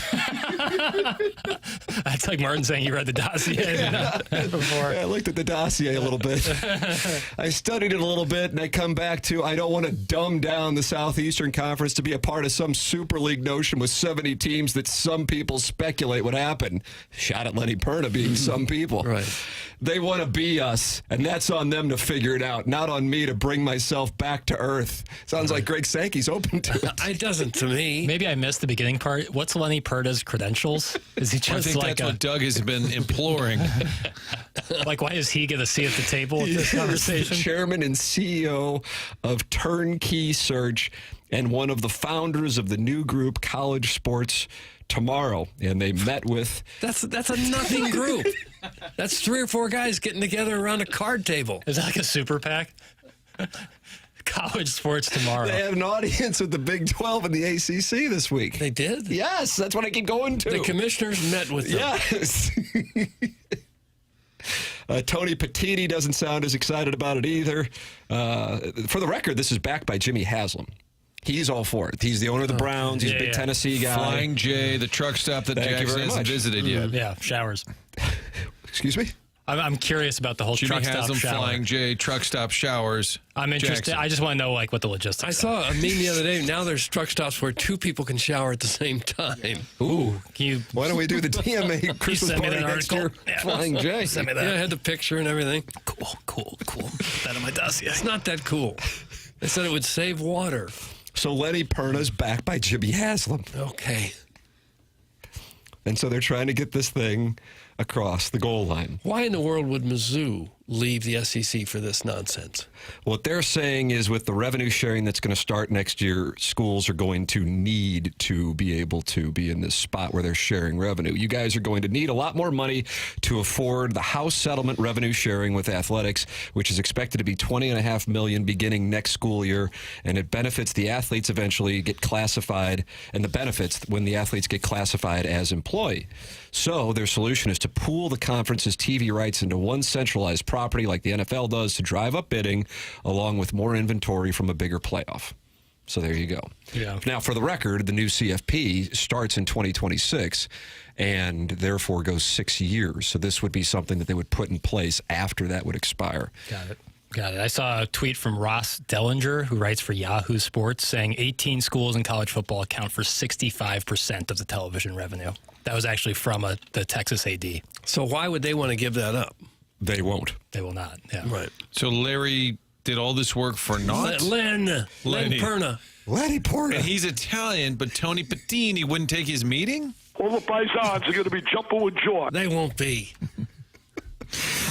Tony Petitti said, I have yet to see a single thing in any plan that I've learned details about that contains things that we couldn't do ourselves and do with other colleagues. So he sounds excited about it, too. Yeah, so it sounds like they just had that onboarding. Excited. Otherwise, Sankey and Petitti would have been there. I don't know how excited anyone This is like when the Pac-12 was falling apart, and like someone in that division was like, let's do this Super League where it saves all of us, but really it just saves us. Like, I don't know why the SEC and Big Ten would change anything what they're doing. It doesn't make the sport better, but it certainly makes financial sense. Well, who's been the most successful NFL franchise over the last 10 years? The Cleveland Browns. And that's why Jimmy Haslam's saying it's tough to see something as important as college football is to the very fabric of our nation in such peril due to the rapidly changing landscape of the NIL, the transfer portal. We believe College Sports Tomorrow solution not only preserves the game, but it enhances it. There you go. Well, Missouri to the Plains division, Doug. I don't know how much in peril college football is. If I had to guess, I would guess they're coming off probably their most successful and profitable year they've ever had. Would likely agree. Based on all the teams that were still in the playoff picture and drawing huge crowds and huge TV ratings. Missouri and Illinois would have been in the playoffs. Yeah, I mean, there's that. That's okay. There's that. Didn't deserve a playoff spot this year. I got a little distracted because I'm watching a tracker. Tiger Warson Woods telling me Is that where... different than the Warson Woods Wacko? It's Tiger Warson Woods. He's got a label. I don't know who gave it to him. It starts with Fenton. Then he said, Martin, now I'm downtown. Then it says Green Park now. He's letting me know his constant location. That's nice. Because we had a roll call at the beginning of the show to let us know where you were listening, whether it was your condo in Aspen. And apparently Tiger Warson Woods is giving me constant updates from Fenton, downtown, and he's now in Green Park. Look at this. Boy, this guy's on the move. Yeah. Email in for the Design Air Heating and Cooling Is email there a today. police chase right now? Because I feel we might have Tiger Warson Woods on the lam. We got big doings here today, ladies and gentlemen. TMA giving away A shot today at the Design Air Heating and Cooling email today. 6-game Cardinal bobblehead ticket pack. We're giving away tickets to 6 games. That's a lot. For the Design Air Heating and Cooling email of the day winner. That's the prize for the Design Air Heating and Cooling email of the day. You just started to listen to the show, and we came on 101 ESPN on October 28th. Well, guess what? Now you're ready to compete with Buck Swope and a JV golf coach at 10:45. Send your emails in. Send whatever you want. It doesn't matter. Chairman Kurt filters them, and we start reading them at 10:45. And you can win a 6-game Cardinal bobblehead ticket pack for the 2025 season. All the bobblehead giveaways include Mason Wynn, Ozzie Smith for next year. Cardinal ticket packs are on sale now. Find out all the details at Cardinal Ticket Packs now, and that's at cardinals.com/holiday. Tim McKernan, Doug Vaughn, Martin Kilcoyne, Jackson Burkett, Chairman Kurt coming up in the 10 o'clock hour, which is presented to you by Munganast, our TMA year-end awards. And then tonight at Hot Shots in South County on Lindbergh, brand new location for a TMA Christmas party and TMA toy drive. We will all be there. Martin and I are bringing our significant others. Jackson, very cryptic with what's going on with his significant other. I thought you had to work. Martin. He said she had to work. Doug's significant other isn't coming either. He's not getting read. My family doesn't even know what I do for a living. I don't tell them. Doug's the Tiger Where's Horse Dad? Woods. He just leaves every day for a little while. I tell comes them I'm an back. accountant. It's tonight at Hot Shots. Please bring a new unwrapped toy for the Annie's Hope Toy Drive. That's tonight from 7 to 9, and we're giving away tickets to all kinds of concerts every 10 minutes. Doug dressed up as Santa Claus. Come on out and enjoy the festivities at Hot Shots. This is the Morning After on 101 ESPN, presented to you by Brown & Crouppen, Fisher Window and Door Store, 8 o'clock hour.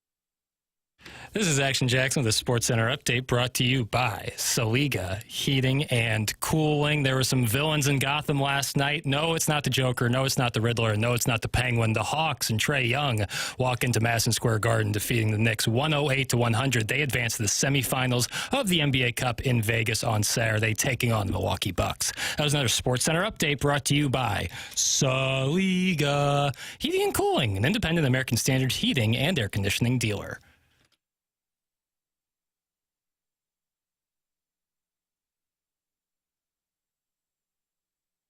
Welcome back to TMA 101 ESPN.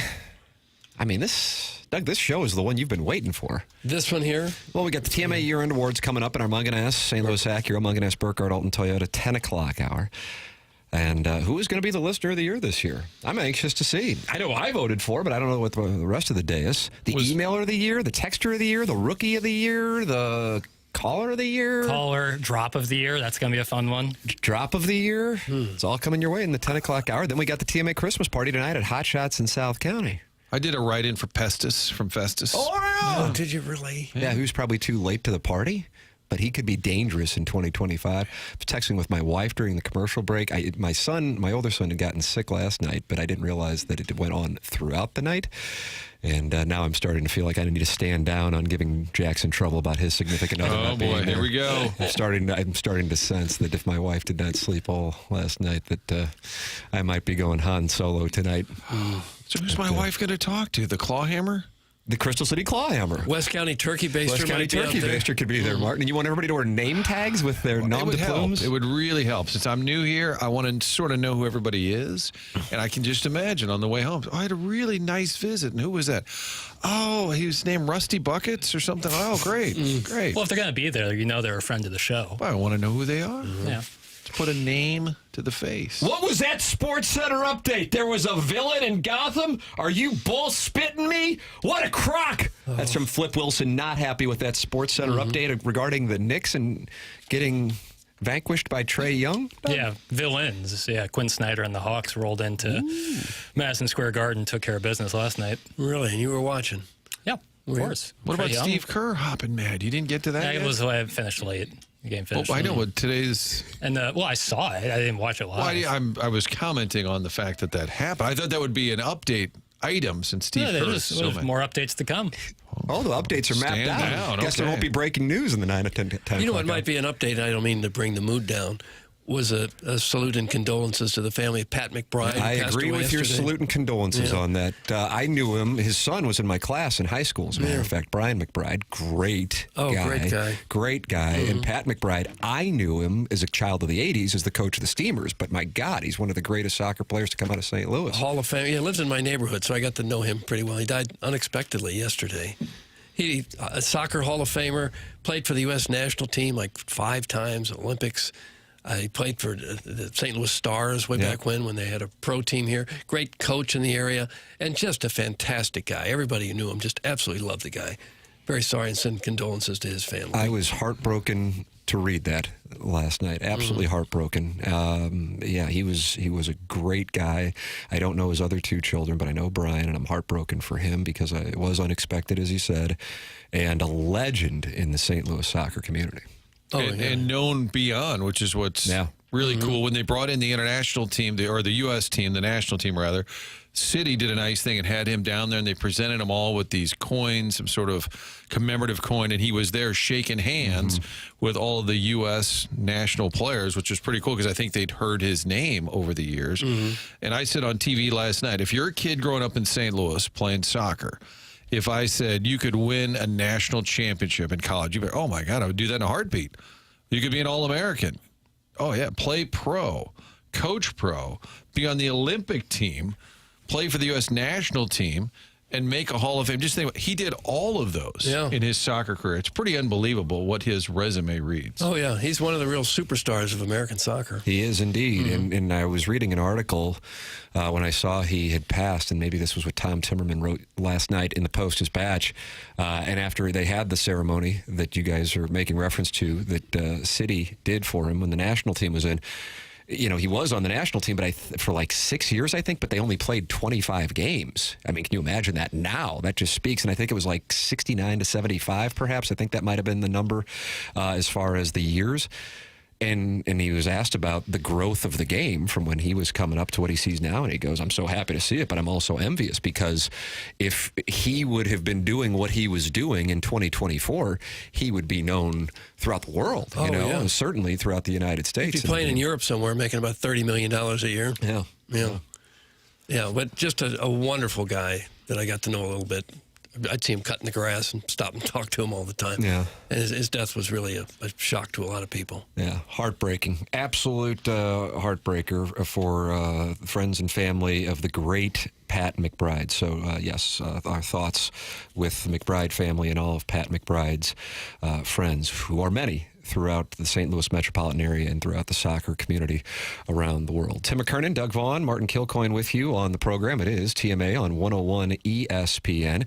You are welcome to compete for our Design Air Heating and Cooling email today, giving away 6 sets of Cardinal tickets for the winner of the Design Air Heating and Cooling email today. Here is the email address, themorningafter@InsideSTL.com.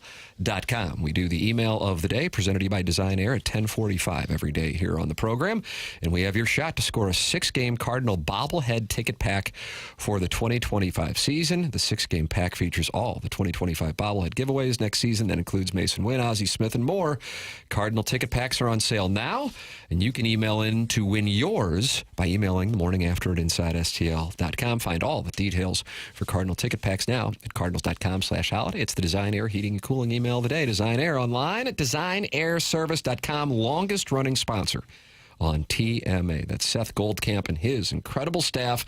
It's Design Air Heating and Cooling. Doug is a client. Martin is a client. I am a client as well. It was 24 degrees when we were driving in this morning. So if you run into an issue with your heating service, you want to make sure you go to designairservice.com and work with our longest running sponsor. That's Design Air Heating and Cooling. This is TMA, and it's presented to you by Brown and Crouppen on 101 ESPN.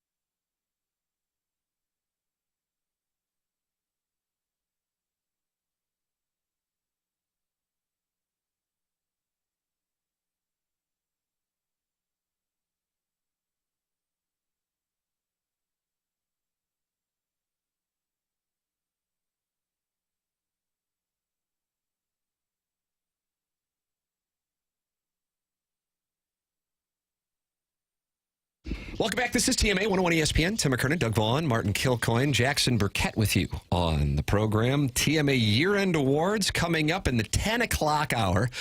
And then the Design Air Heating and Cooling email of the day, in which we are giving away 6 sets of tickets to the winner for the bobblehead days for the Cardinals in the 2025 5 season. That is coming up at 10:45. And then tonight, the TMA Christmas party and toy drive for Annie's Hope, and that is at Hot Shots on Lindbergh. Doug will be dressed up as Santa and giving away tickets to all kinds of concerts and blues games. We're starting off with this one, Post Malone and Jelly Roll, then Kendrick Lamar and SZA, Sebastian Maniscalco. That's a show that's coming up here in 2 days.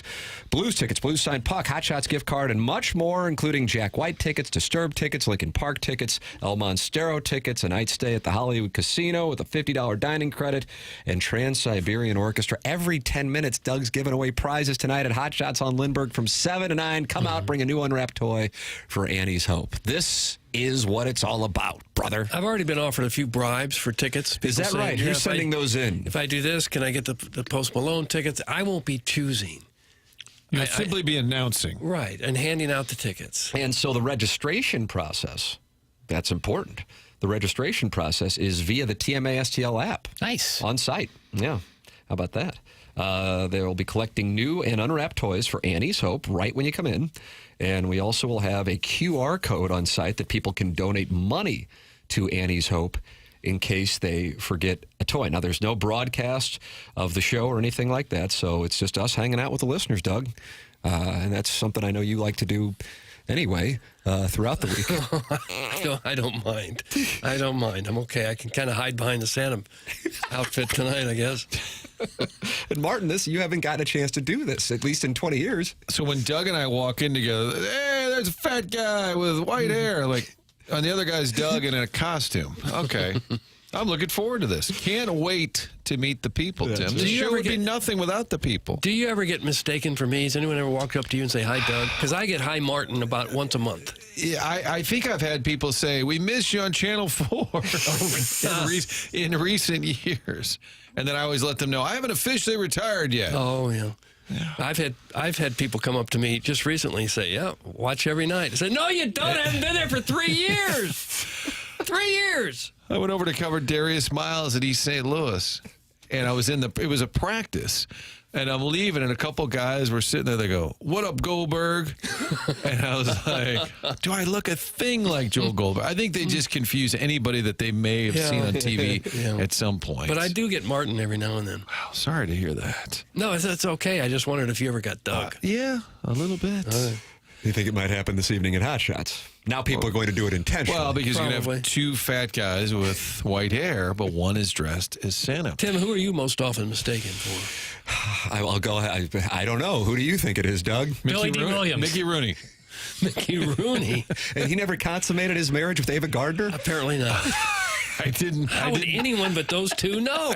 Nobody texts into the show regularly about Mickey Rooney never consummating his marriage with Ava Gardner.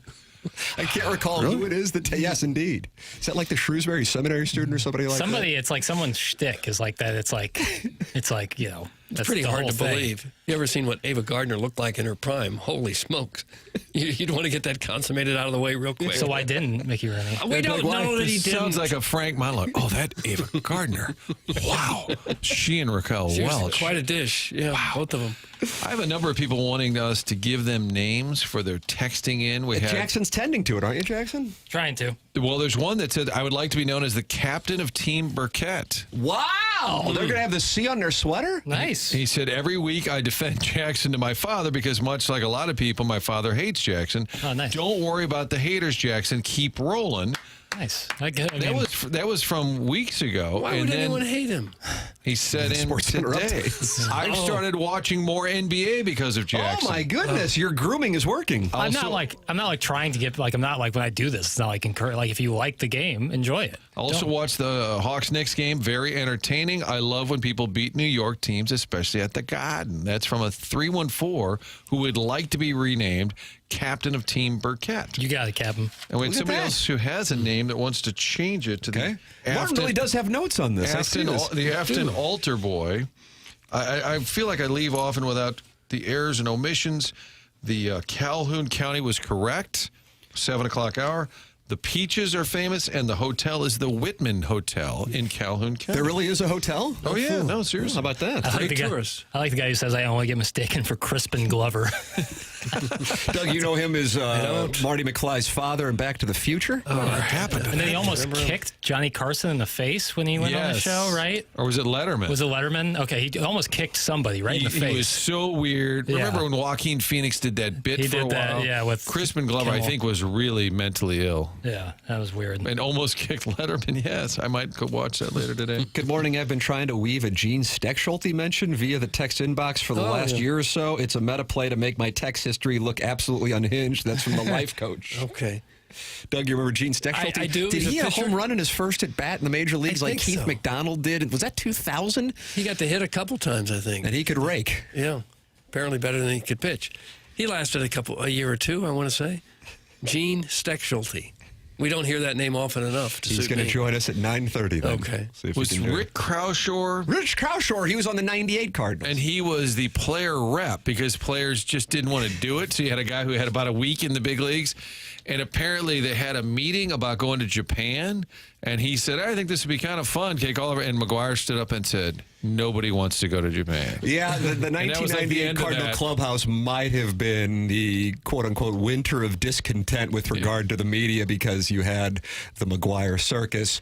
Mark wasn't necessarily enjoying his time, and therefore all the other players on a team that wasn't particularly good were scared to death to talk to the media, and I guess that's how Crawshore got the gig. I think that would probably explain it, Doug. Did Jeremy Hazelbaker have that gig as well? Jeremy Hazelbaker. Remember him? Was that 2015, Martin? That sounds right. Number 35. Would Doug be interested in a swinger date with me and my wife? That's from the 573. Doug, are you taking any applications? Send in your photos. I'm starting to become attracted to my wife's father. That's what goes on Gabe's Mizzou post-game shows when they have to play Mississippi State for a meaningless game. Was Gabe saying that or reading? He was reading, I believe. That's what happens when the TMA audience invades Gabe's post-game shows. Tim is a cross between Jason Statham and Matt Holliday. That's from the Birthday Hawk. Doug, you've said that before. Yeah, I get confused. Just with the sheer athletic build of Holiday. Sure, I see that. I agree with that. Ed Holman asking the last time I shaved was a year ago. No, man, it was like I shaved right before I got here. This is what we're asking the talk show host now. When was the last time you shaved? And Gabe's fielding the question. Yeah, like it's a perfectly reasonable query. Doug, do you want me to bring you an Arnold Palmer tonight? How about Yes, that? please. That's from Ray King. If you Sealed. could, You would please. you prefer it sealed. You want it sealed. And chilled, but mostly sealed. Yeah, the sealed is probably priority Yeah, one. don't bring snacks or bakery goods. Let's leave it to the professionals at Hot Shots. We did one of these with when Lisa Ann was on the show, and somebody brought her up a drink, trying to be really nice to her. And when she said, "Thank you very much, it's awfully nice of you," when the guy walked away, she said, "There's not a chance in hell I will take a sip out of this drink. Who knows what could be in it?" But 30 minutes ago, you guys were chatting about iced tea. Yeah, I like iced tea. The combination of lemonade, if you please. Ladies and gentlemen, Munganess is a longtime sponsor on this program. I'm a client. I know, Doug, you do a lot of business with the great people at Munganess, St. Louis Acura and Munganess Burkhardt. Alton Toyota online at stlouisacura.com and altontoyota.com, and they set up a special number for TMA listeners, and that number is 314-252-0029. That's Munganess, St. Louis Acura, Munganess Burkhardt, Alton Toyota. Now, even if you didn't get your car from Munganess, get your car serviced at Munganess with Ryan Seiberg in that service department. 314-252-0029, or go online at stlouisacura.com or altontoyota.com. Tim McKernan, Doug Vaughn, Martin Kilcoyne, Jackson Burkett, Chairman Kurt with you. This is TMA on 101 ESPN.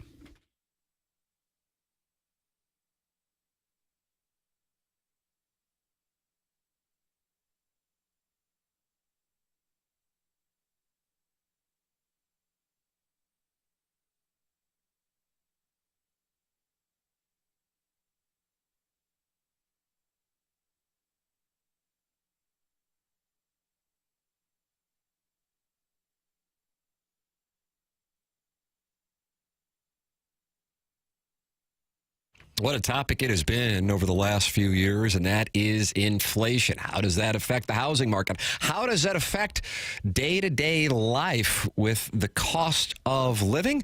Let's talk that over with Stewie from Stewart's American Mortgage, and I'll tell you this, he can help you out. Just call his cell phone, 314-324-4440, or you can Google the bagel loan, and Stewie can help you out. Stewie, what do you have to say about inflation for people? Inflation is bouncing back. Today's report came out 3% for the month of November, up from 2.6% that they were expecting. This means interest rates are going to go in the wrong direction. Now, the Federal Reserve is meeting next month. They're still probably going to cut those interest rates, but long term, they're not going to cut it as aggressively. What does that mean for you? That means you ought to lock in the rate and refinance right now with the bagel loan, no closing costs. There's a potential that things can go the opposite direction. A bird in the hand is better than two in the bush. Do the cash out refinances now. If you're in a credit card situation, those credit card rates may bounce back up. They have not gone down where everybody thought they would go down to. So take advantage now, consolidate that. If you're at a higher rate, you're in the sevens, refinance for free. Later on, if rates do go down, we can do it again as long as there's no cost. There you go. You work with Stewie from Stewart's American Mortgage, and you have the access like nobody else's business because you're calling his personal cell phone, 314-324-4440, or you can Google the bagel loan.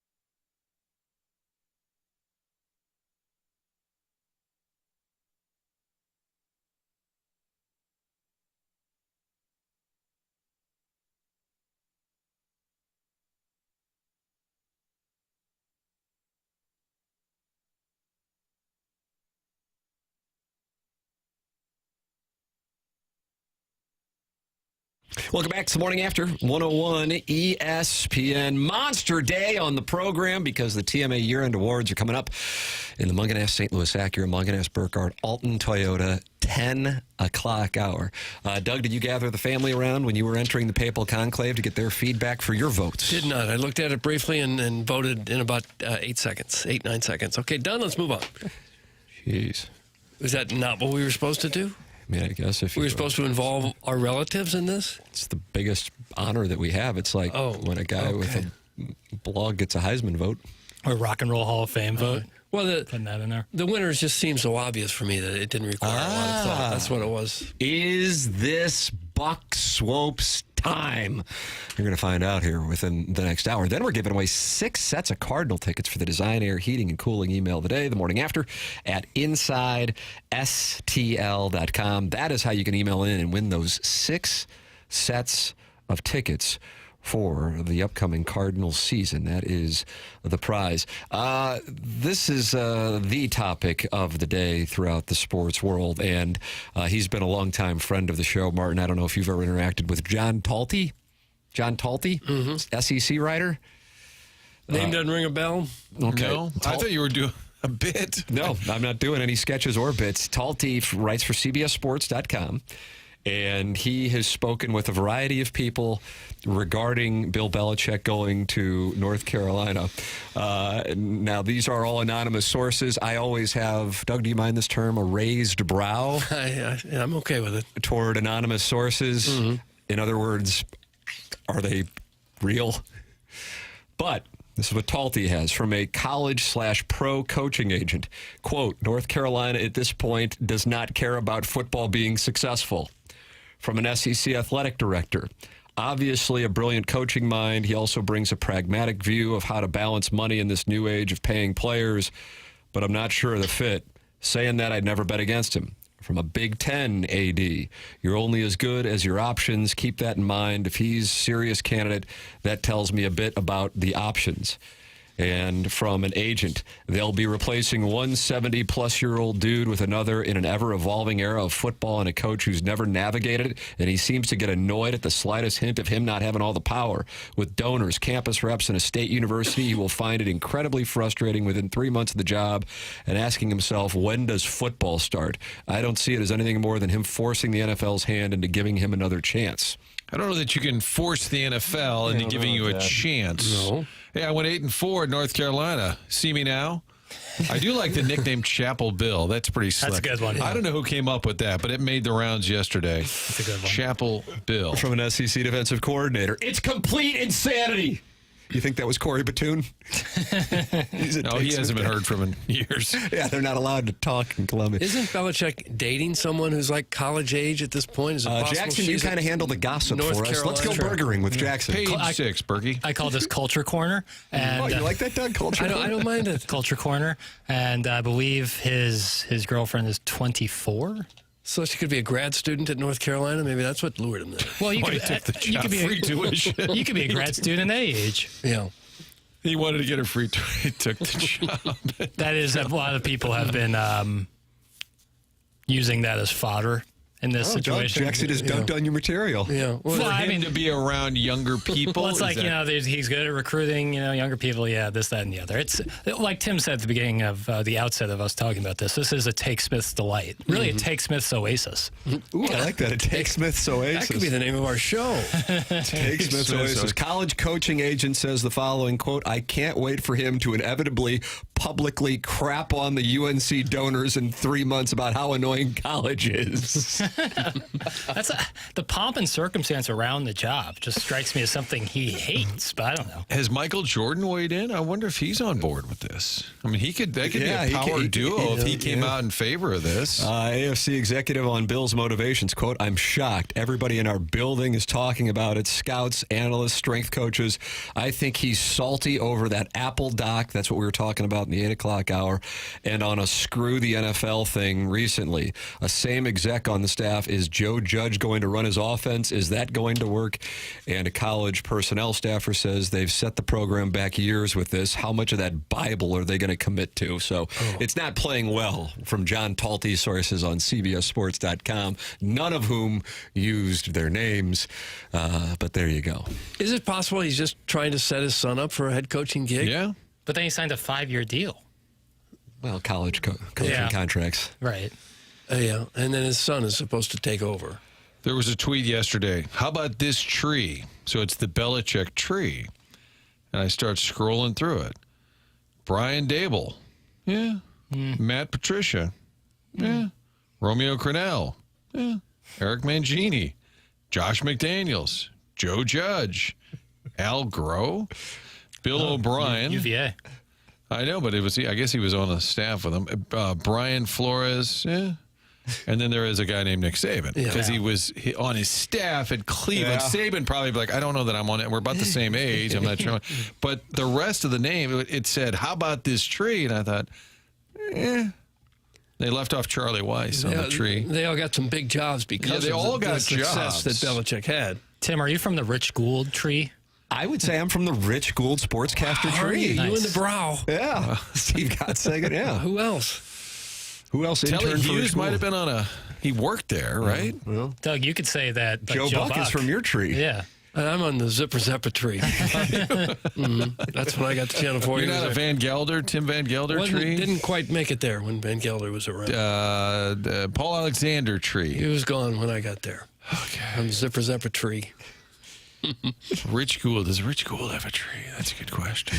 You can call in. 314-974-0101, Collier and Thompson. Phone lines, Tim McKernan, Doug Vaughn, Martin Kilcoyne, Jackson Burkett with you on the program. Chairman Kurt manning those phone lines. Have we talked to anybody? Martin, Chairman Kurt texts me when people are on, but I just haven't got. Doug, tell us about Mark Milton of STLTaxLawyer.com. Well, he is standing by in case you have any tax issues. A lot of people, for whatever reason, they fail to file their returns or they do it wrong, and then they get fined, they get penalized, and they fall way behind.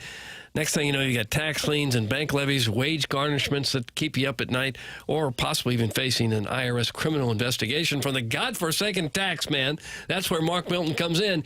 He is there to be on your side. If you have any kind of problems with your taxes at all, contact STL Tax Lawyer Mark Milton at STLTaxLawyer.com. Mark Milton and STLTaxLawyer.com provide a local and holistic approach to tax resolution. Don't be sucked into the out-of-town tax resolution groups you hear about on TV and radio. Mark lives and works right here in St. Louis. Easy to get in touch with him. He's got a big profile around town. You probably seen his signs, maybe seen him. Wonderful guy, the guy you want in your corner if you're fighting tax problems. He started his legal career with the Department of Justice Tax Division in Washington and represented the IRS in tax cases around the country and even received the DOJ's Outstanding Trial Attorney Award. How about those credentials? If you have IRS problems, anything at all, contact Mark Milton at STLTaxLawyer.com today, and you'll be saying, hey, I'm not guilty. I'm with Milty. Remember, the choice of a lawyer is an important decision and should not be based solely on advertisements. Ladies and gentlemen, the program is The Morning After, and it airs on 101 ESPN and YouTube.com/TMASTL.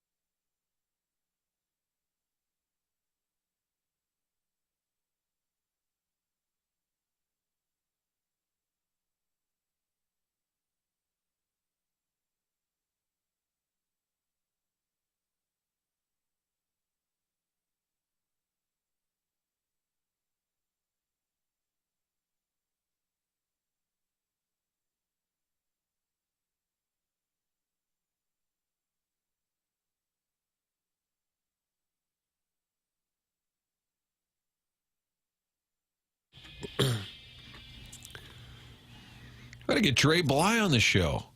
Played for North Carolina. Yeah. I just saw him at an Isaac Bruce event in September. He was a handy little DB. Yeah, second-round pick right behind Torrey Holt in 99. Robert Quinn, a defensive end for the Tar Heels. That's right. Boy, could he play. Remember his... He had a heart condition. Is that right? They drafted him, and he had a heart condition.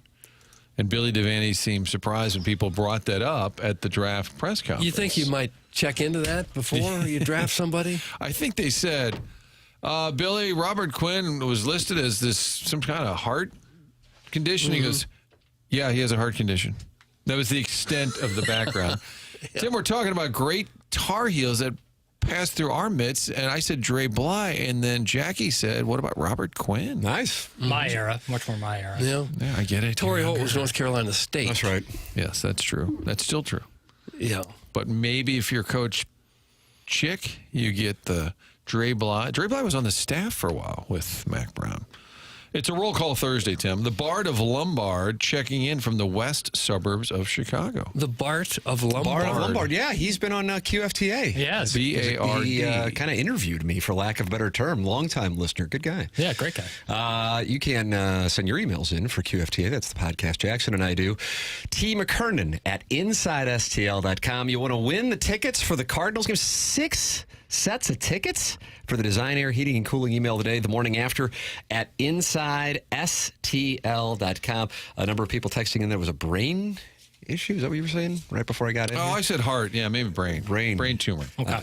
Gotcha. Sorry. No, thank you. Airs and omissions. Airs and omissions tending to it. We have the end of the year awards coming up, and then tonight we have the Christmas party at Hot Shots in South County and the TMA toy drive for Annie's Hope, the charity Jay Randolph Jr.'s longtime companion Amy LaBelle works for, and we want to bring as many new unwrapped toys tonight to Hot Shots in South County from 7 to 9. Come on out and enjoy the festivities. Martin, you've been asking Jackson about this. We have audio of this. I don't know anything about it. I wasn't watching Steve Kerr. So what happened here? Yeah, can we do some fun with audio? Because I'm intrigued by a few of these. Sure.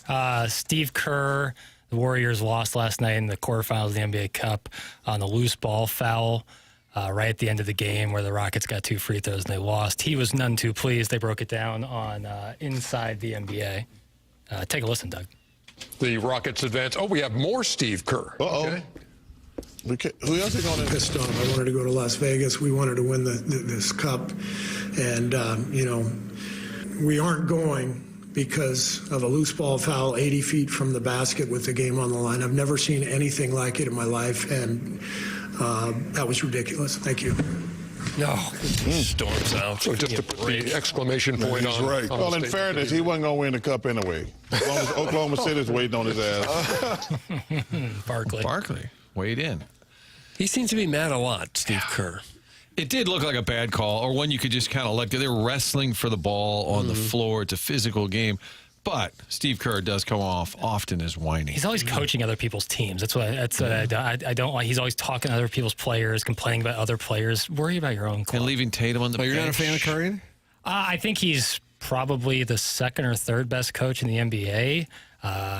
His resume speaks for himself, but he's always complaining about other guys or yelling at other guys and other teams. That always bothered me. I guess the NBA is different than but in high school, you would never see another coach yell at another player. That's not on their team. How good a coach are you if you're coaching the national team and you leave Tatum on the bench? Correct. Got a gold medal. Well, doesn't mean that everything he did I think was right. you could have coached that team, Doug, and won the gold medal. Honestly, everyone was bothered by that except Jason Tatum. Well, maybe he's too classy to say he was bothered by it. I thought I read one quote before this season where he kind of made reference to maybe the next time I'll play more or something. He referenced it loosely. When Kevin Durant's no longer going to be on the team, then he'll get a lot more block. Oh, wow. So that's your anti-Tatum. Martin, do you get the links that Jackson and your alliance sends out? Chairman Kurt sends the morning links. Jackson sends out the evening links. They email them to you. Yeah, you want It's a wonderful service that Chairman Kurt and Jackson provide. Sure. Okay. Because I kind of feel like we buried the lead today. Ooh. Is this the Louisville guy? No. No. I'm intrigued at that quote, by the way. Look at the lead, sorry. Turns out reincarnation is real. Is it really? Well, that's breaking news for sure. That's the Galaxy Brain Burkett segment. Declassified CIA documents from 1983 suggests reincarnation is real. Again, baloney. Doug, how would the CIA know this? And do you trust the CIA anymore? Well, this comes from Jackson's links. Number one, are you saying you don't trust Jackson's links? I'm saying I don't trust the CIA for sure. Do you not trust the website that is reporting it, which is brobible.com? No.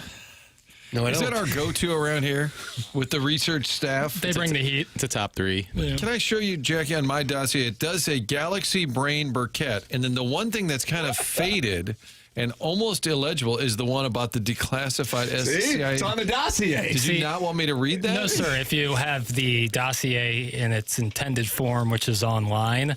That's crapping on you and Doug for not having the online dossier, Both of us. which I have access to because it's an organic, living, breathing document like our nation's Constitution. Okay. And you can click on that faded out.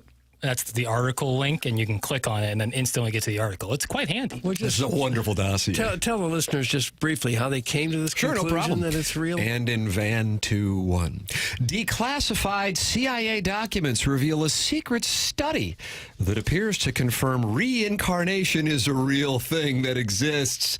The study, conducted by the United States Army Intelligence in 1983, asserts, quote, consciousness never dies. Doug, consciousness never dies. That is what the study has determined. The 29-page report titled Analysis and Assessment of the Gateway Process was apparently declassified by the CIA in 2003, but is only now being widely circulated online. It was written by U.S. Army Lieutenant Colonel Wayne M. McDonnell. The study was commissioned to evaluate the Monroe Institute's Gateway Experience, which at one point was a secretive project. Now available to anyone with $1,120 to spend, the 8-week program, according to the Institute's website, takes you from the physical waking state through deep relaxation and ultimately into unexplored dimensions of your consciousness. Isn't that what Tony Soprano did in the penultimate episode of Sopranos when he Don't did say peyote? penultimate. I thought that was the proper term. Is that the second to last episode? Doug, was that penultimate? I don't Third know. to last? I don't like the word penultimate. And he met with Christopher Guma in Las Vegas, That's right? true. That is true. Yeah, that was that. And Steve Kerr's not going to Vegas. He's not. Full Denied. circle. Full circle. Doug, are you interested in spending $1,100 to get the Gateway Experience? That's really what this is all about, isn't it? That Is this a live read? Is this Yola? Jackson, No. you having me do Yola? No. Wait, That's if what this it's is all Army-based, Yola. So like it's for our freedom. So everyone has been reincarnated, not just some people, but everybody. I feel like Jackson was probably Craig Elo's grandpa back in the day. Heartbroken by Michael Jordan. Was that in Yeah. 86, Doug? I don't know the years, Tim. Craig Elo.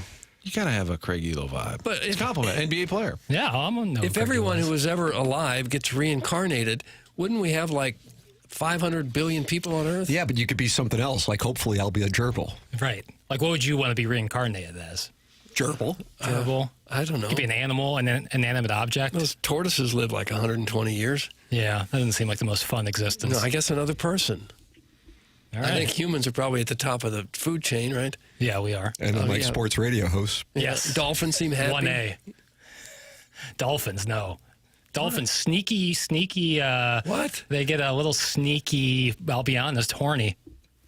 Boy, you go after Craig Rutledge and Dolphins. You just think everybody's a naughty little boy whore, don't you? I'm just telling you, like there's a thing with dolphins. They're like, you think they're all cute and smooth, and that could be the case. Well, they still get randy. Exactly.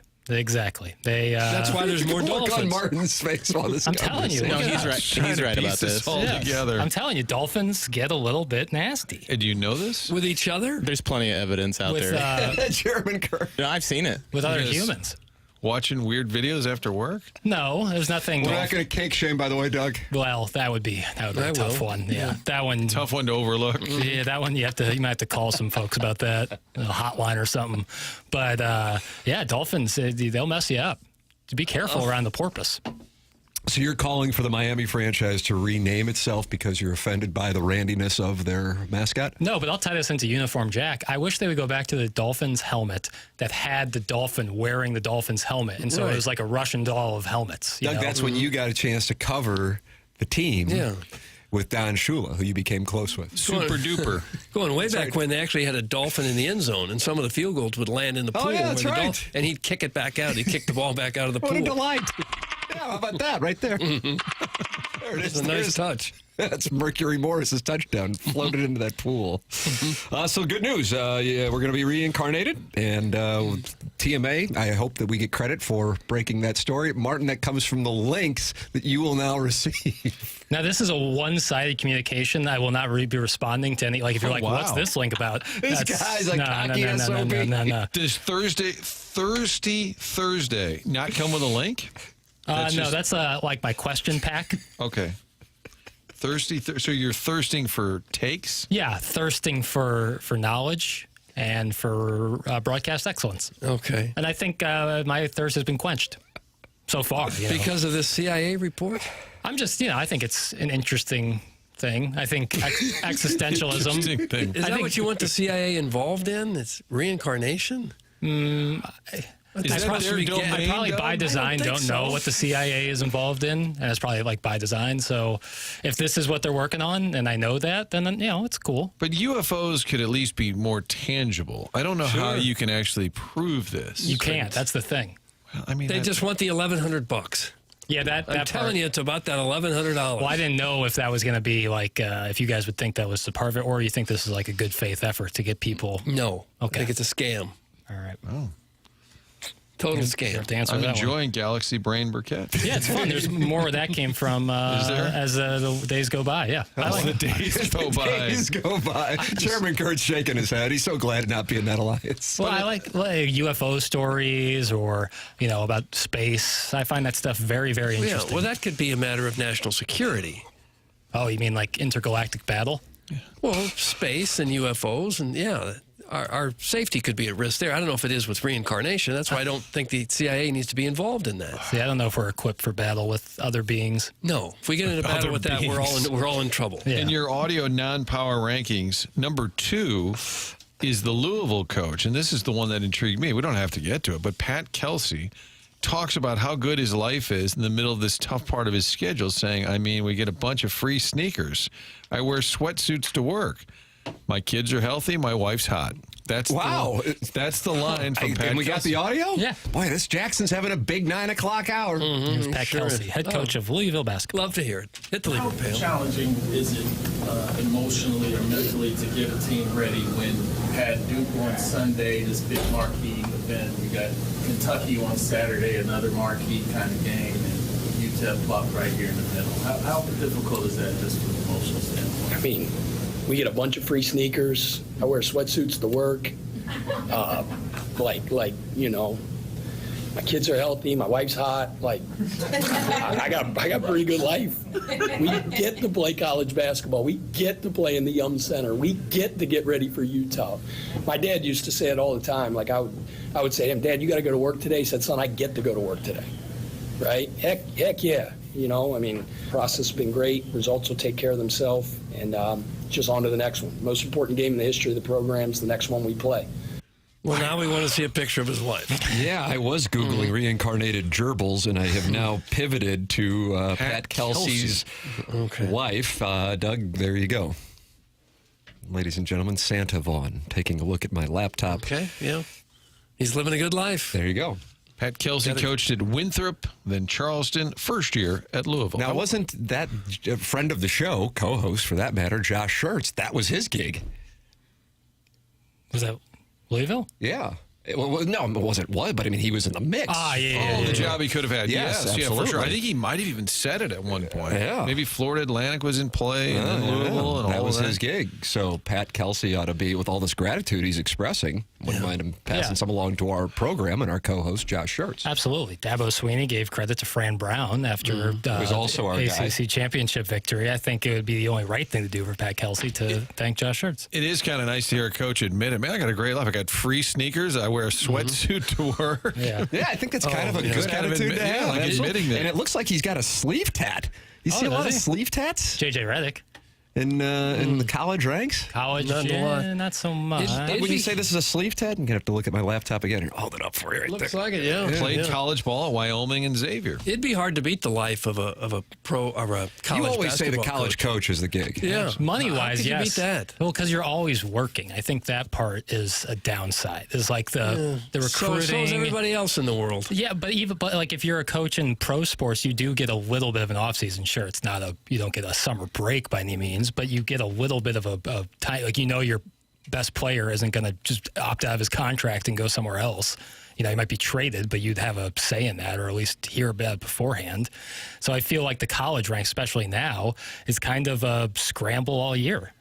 Even when you're coaching during the season, you're entertaining recruits or looking at transfers. It probably sucks a little bit. It's probably also sneakers. It's also fun. Oh, I think like 90%. You go, this is awesome, the greatest job ever. But Why don't you coach some ball around town? I'm ready. Oh wow! If you would you coach at St. Gabriel's with the pressure that comes with it? No problem.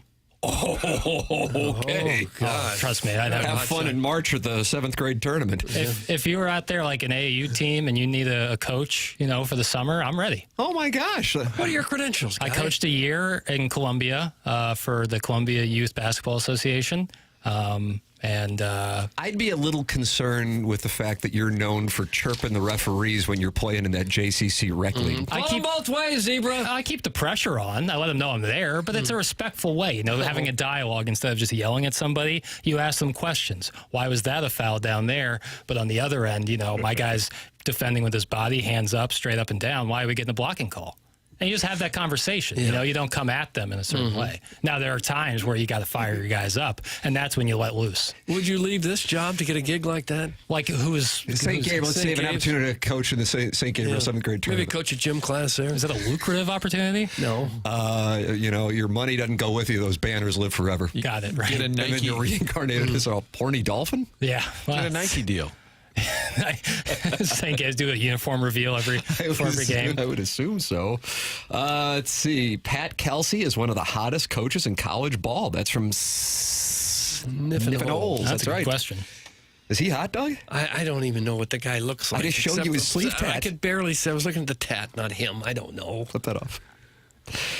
Pat Kelsey. I got to look at his pictures now to determine if he's wanted the to hear hottest the coach media in college. follow-up to what that are we doing here? exchange. You think John Shire takes that? He's a handsome guy. He looks like a normal guy, Pat Kelsey. Doug, let's do Mount Rushmore of hottest college basketball coaches. Isn't there a Mount Rushmore clip today?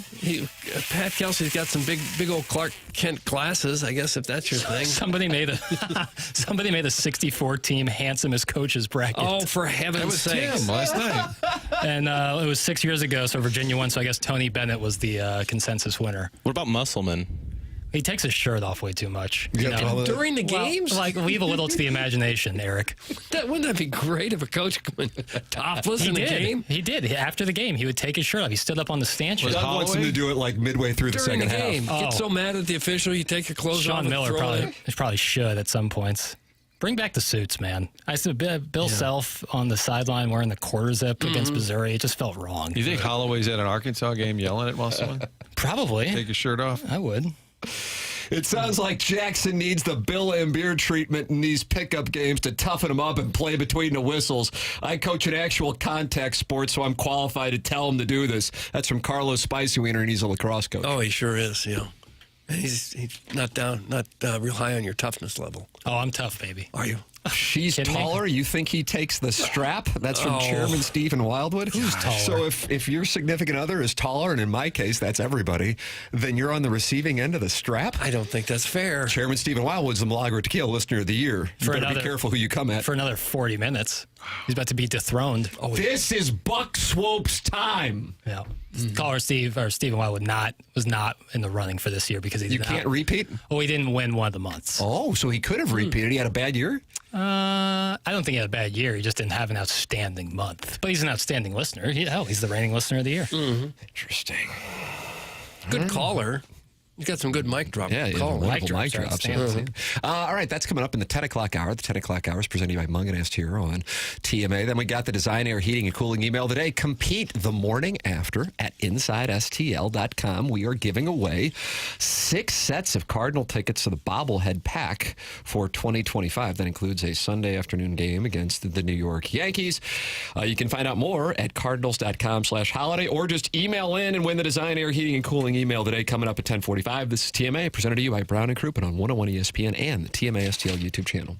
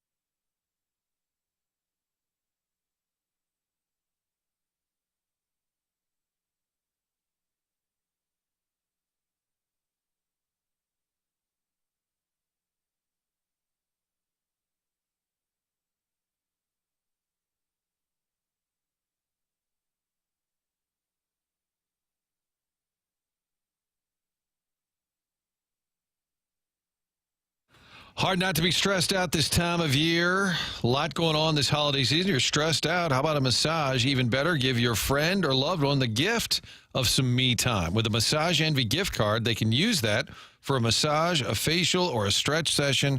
And when you buy $150 in gift cards, you will get a free $40 promo card that you can keep for yourself. You're stressed out from all the shopping. Make it easy. Keep it simple. Give them something they want and something they can use, like me time with Massage Envy, the gift card. $150, you get a $40 promo card for yourself or add it to someone else's gift. It's real simple. People want to relax. They want a massage. You can give them that gift of me time this time of year. Massage Envy, where better begins. This offer is good in location only, not available online. Everybody loves a good massage. Give the gift of me time this holiday season. Terms apply. See franchise location for details.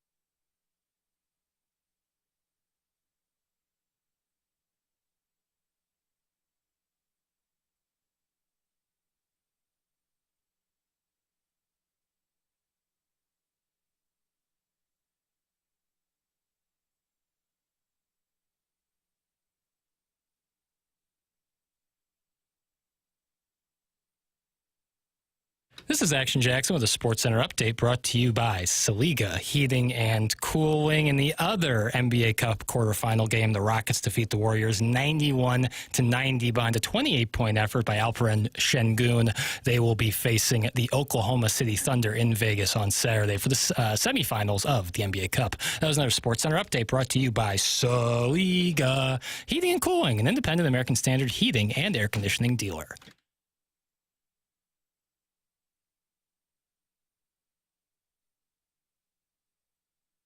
Welcome back. This is TMA. It's 101 ESPN. We are moments away from the 10 o'clock hour. Doug, that means the TMA year-end awards presented to you by Milagro Tequila. Jackson, you are the only person on God's green earth who knows who the winner is of each of these categories. But within the next 60 minutes, millions upon millions will know who the Milagro Tequila Listener of the Year is, who the Milagro Tequila Texture of the Year is, who the Milagro Tequila Caller of the Year is, the Drop of the Year, the Rookie of the Year. All of these awards, Doug. Everybody's gussied up in tuxes. I wear tails. I'm a veiled prophet guy, always have been.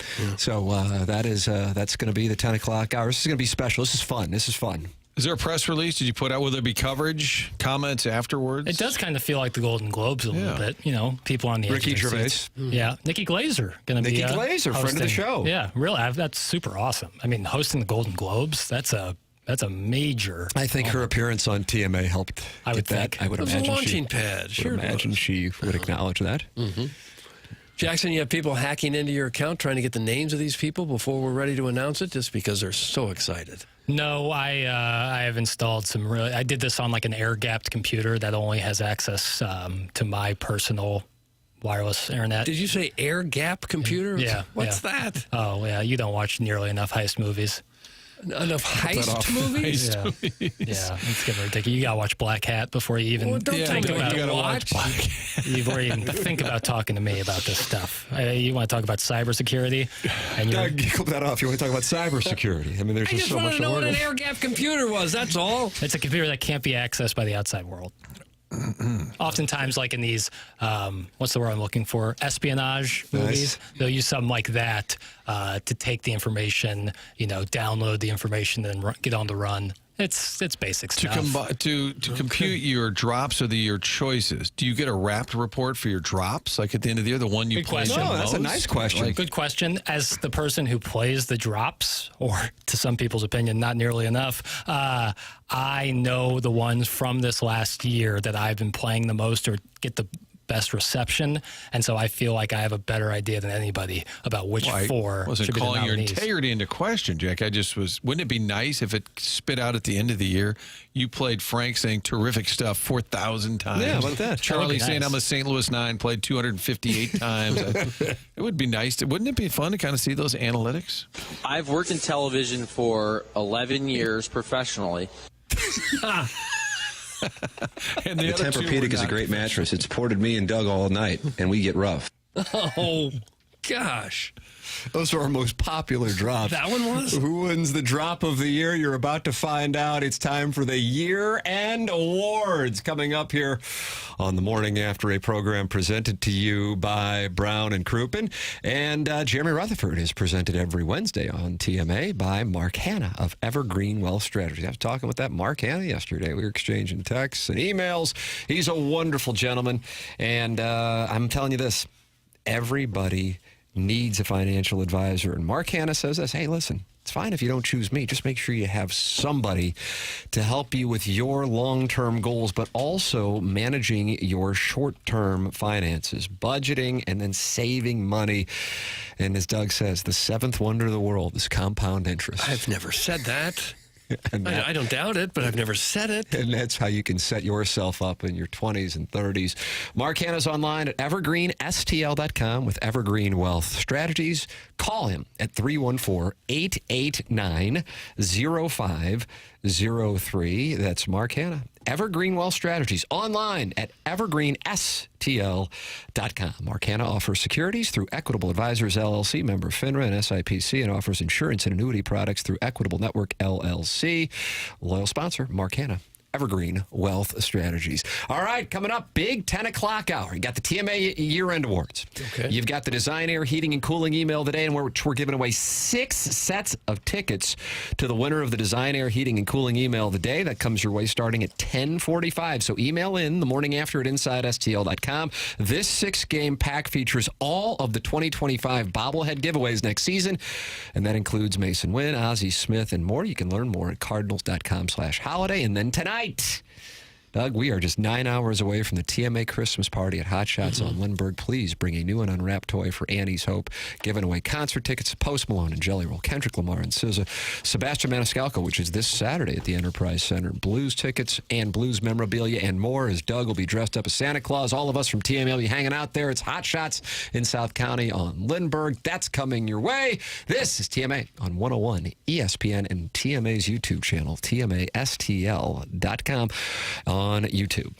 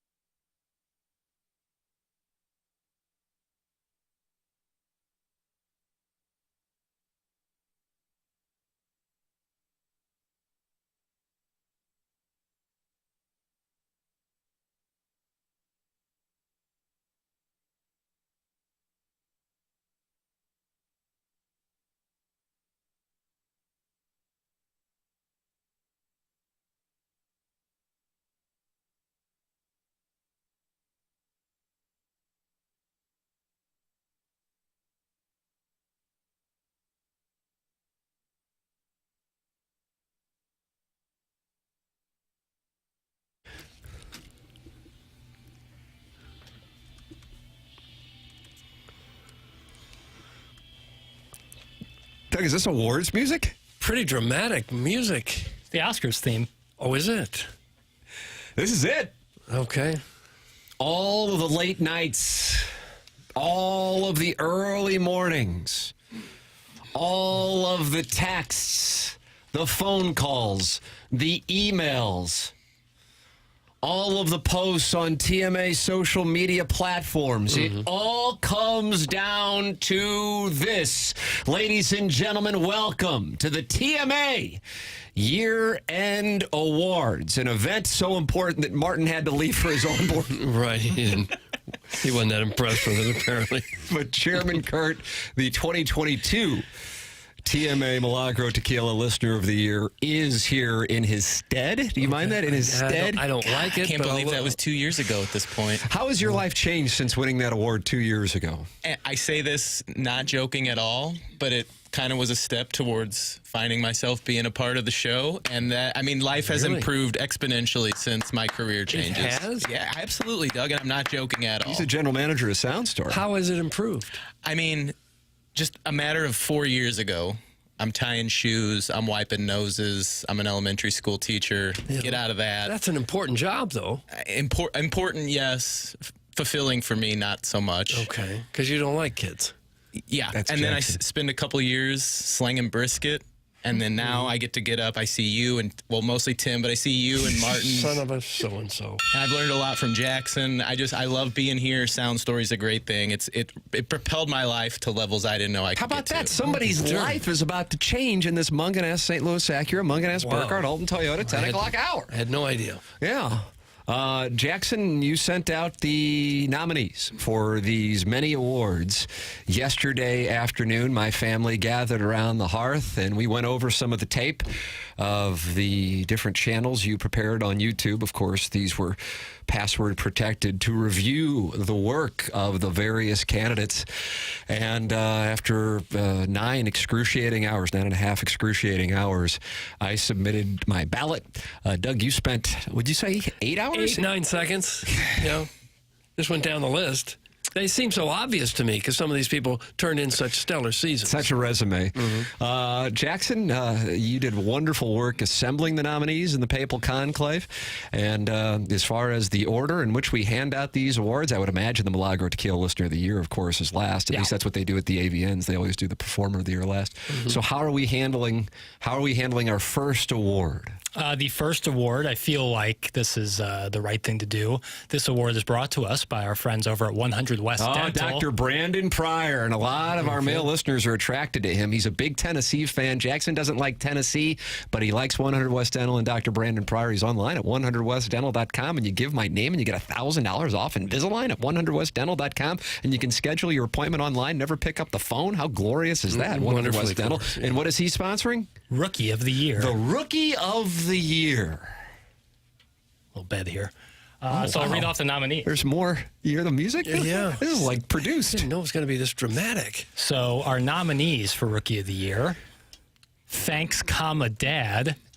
Thanks, Dad. I don't even remember him. Thanks, Dad's active in the 101. He was a balloon party, and now that we're on 101 ESPN, longtime 101 texter. Okay. There was Mother, This is Daniel. Mother, This is Daniel. Okay. Caller Chris. Caller Chris emerged late in the campaign. Right. You know, you have to wonder if Caller Chris would have emerged, say, in June. Would this have been his time? Is it too late for Caller Chris to emerge? Kind of like Lenora Sellers. If he would have had his November and September, is he at the Downtown Athletic Club? This is the same reason why you release movies close to Oscar season. You want it to freshen people's minds. My Cousin Vinny. Yeah. And Bob Wagon. Those are 5 nominees. Martin, I think it was off air, goes, hey, is something wrong with this Bob Wagon guy? Kind of like wedding tackle. He seems like he might have a problem. I said, I think he's nominated for Listener of the Year or something. Oh, is he really? Rookie, yeah. Rookie there. Hell, I don't know. Doug, I only spent 9 hours on this yesterday. 9 hours. Bob Wagon gets nominated by his brother Chuck. Our winner is. Oh, hold on. Is there like a drum roll? What's going on? It sounds like I don't Dances with know. Wolves. Kevin Costner's frolicking with a rabid dog. And the winner Is is there a drum roll? What do we got? Caller Chris. Caller Chris. Caller I'll be Chris is the Rookie of the Year.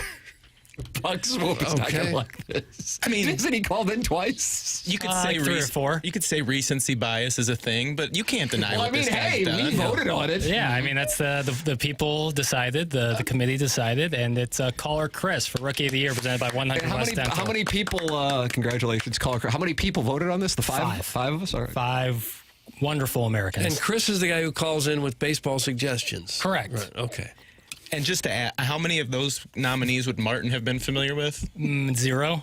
Well, call him Chris. He was around for Chris. Yeah. It's not too hard to suss out. Because if you get Martin's vote, Doug, you only need 2 more votes, and you've got yourself a year-end award, and they're not happy in the YouTube chat about caller Chris.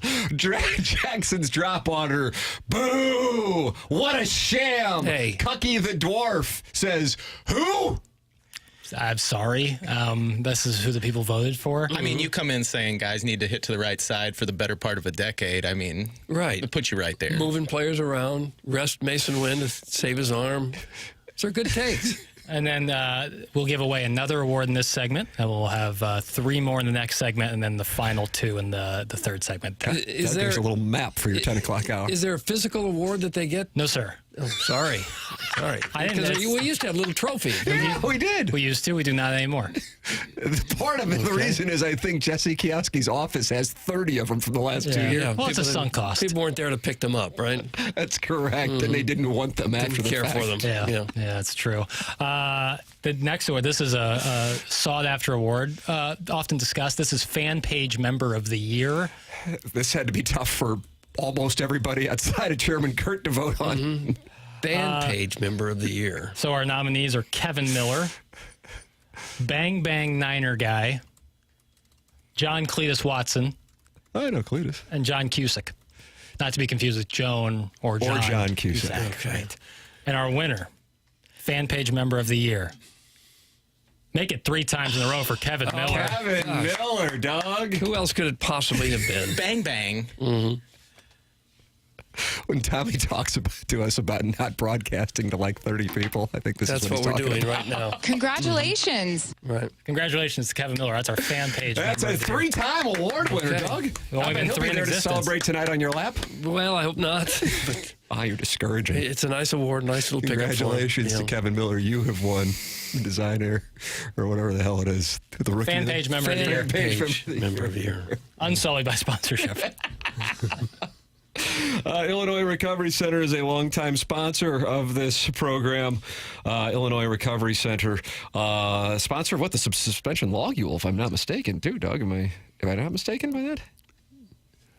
Sure. Yes. That's Illinois Recovery Center. Yeah, Illinois Recovery Center, a longtime sponsor of your suspension log. Illinois Recovery Center is online at IllinoisRecoveryCenter.com. Whether you've made the life-saving choice to seek help on your own or you want to be prepared for the other end of an addiction intervention with a loved one, the chance to learn about addiction recovery is available to you at the Illinois Recovery Center in Swansea. If you or someone you know wants more information about the Illinois Recovery Center, please call 888-472-9559 or visit IllinoisRecoveryCenter.com. They are doing wonderful work at the Illinois Recovery Center. Discover the path to lasting recovery and renewal at Illinois Recovery Center, where compassionate support meets personalized care for your unique journey.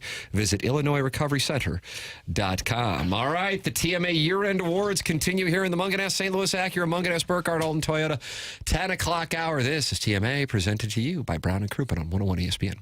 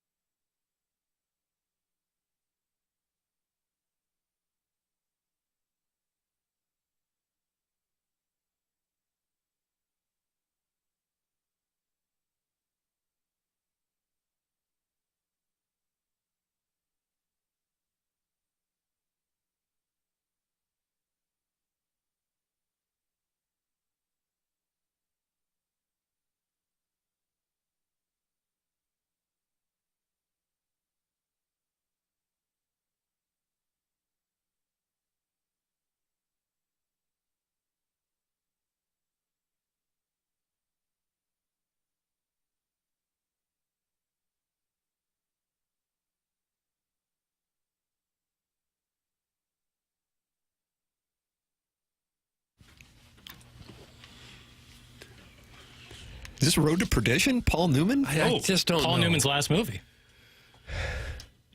Is this just more Oscars music? Yeah, that's the theme I've chosen. Well, Doug, they are not happy in the YouTube chat. Why? About these awards and things.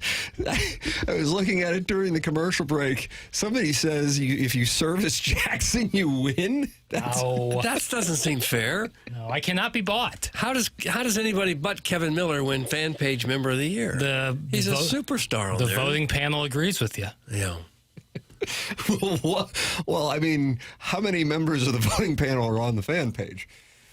4 of the 5. Yeah, but how many members are actually looking? 1 of the 5. Chairman Kurt. So maybe Chairman Kurt should have just been able to unilaterally pick. But then that's not right. Yeah, but then he would have picked Bang Bang 9. I don't even know if Martin has a Facebook account. Yeah, that doesn't matter. Just blow right through that. It's a sought-after award. I had to cut some awards, but this one I want to keep. All right, ladies and gentlemen, it is our TMA year-end awards, and Jackson is experiencing a lot of criticism. He really is. Again, it's not like I decided who. There was a vote. There was an actual vote. If I send in pics of my wife for Doug, will that help with next year's voting? That's from the 636. It might help with one of the voters, but remember, Doug talked about recency bias. What you do in late December, you might forget about by early December next year. But none of us ever saw the votes being counted, and some secret mail-in ballots came in late from the, like a Dominion from the West thing here? Coast. Oh, Yeah. Nonsense. I'm bringing my trophy tonight. That's from the recovering alcoholic from Belleville and Webster Groves, and he won, didn't he? He won last year? He's won something. All right, there you go. I know he's a proud sponsor of Texter of the Year, which is the next award we're giving out. It's EDF Group is the sponsor. Oh, the EDF Group presents the Texter of the Year. Now, last year, I know that Arbor Day won Texture of the Year. Mm-hmm. I know that because I would say it over and over throughout the course of 2024. Jackson, who are our nominees? I notice we've lost our background music in segment 2 of the year-end awards. The music ran out. Because of the accusations. It sounds like there might be some litigation coming your way from the audience. Who would sue me? This is Clip some that off. sort of kangaroo court nonsense. I'm not even gonna retain counsel. No, I wouldn't if I was you. He's going to defend himself like Matt Damon in Good Will Hunting. Is that I don't right? know the movie. 1997. Did he represent? Oh yeah, I guess he did. Not a great strategy. So nominees for Texter of the Year presented by the Texter EDF of the Year. EDF Group. EDF Group presents that. The reigning champion Arbor Day is nominated, as well as Minute Bowl eligible. Minute Bowl eligible is a force. Okay. Brian Henshin, who covers the Colts. Brian Henshin does a great job. He has covered the Anthony Richardson and Joe Flacco story better than anybody in Indianapolis. I don't think he does. I think he does high school. First ballot Hall of Famer Carlos Spicy Wiener. Wow, this is a jam-packed category. This is a who's who. And then rounding out our nominees is Flip Wilson. Flip Wilson. Okay. Now, how were these nominees determined?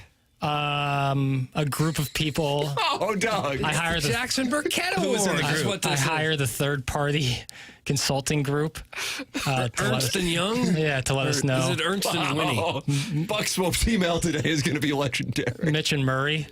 Mitch and Murray, the guys that Glengarry leads, and they helped me get the. They're talking about storming the Hubbard building in the YouTube chat. Oh, God. I got a thing. I got a thing.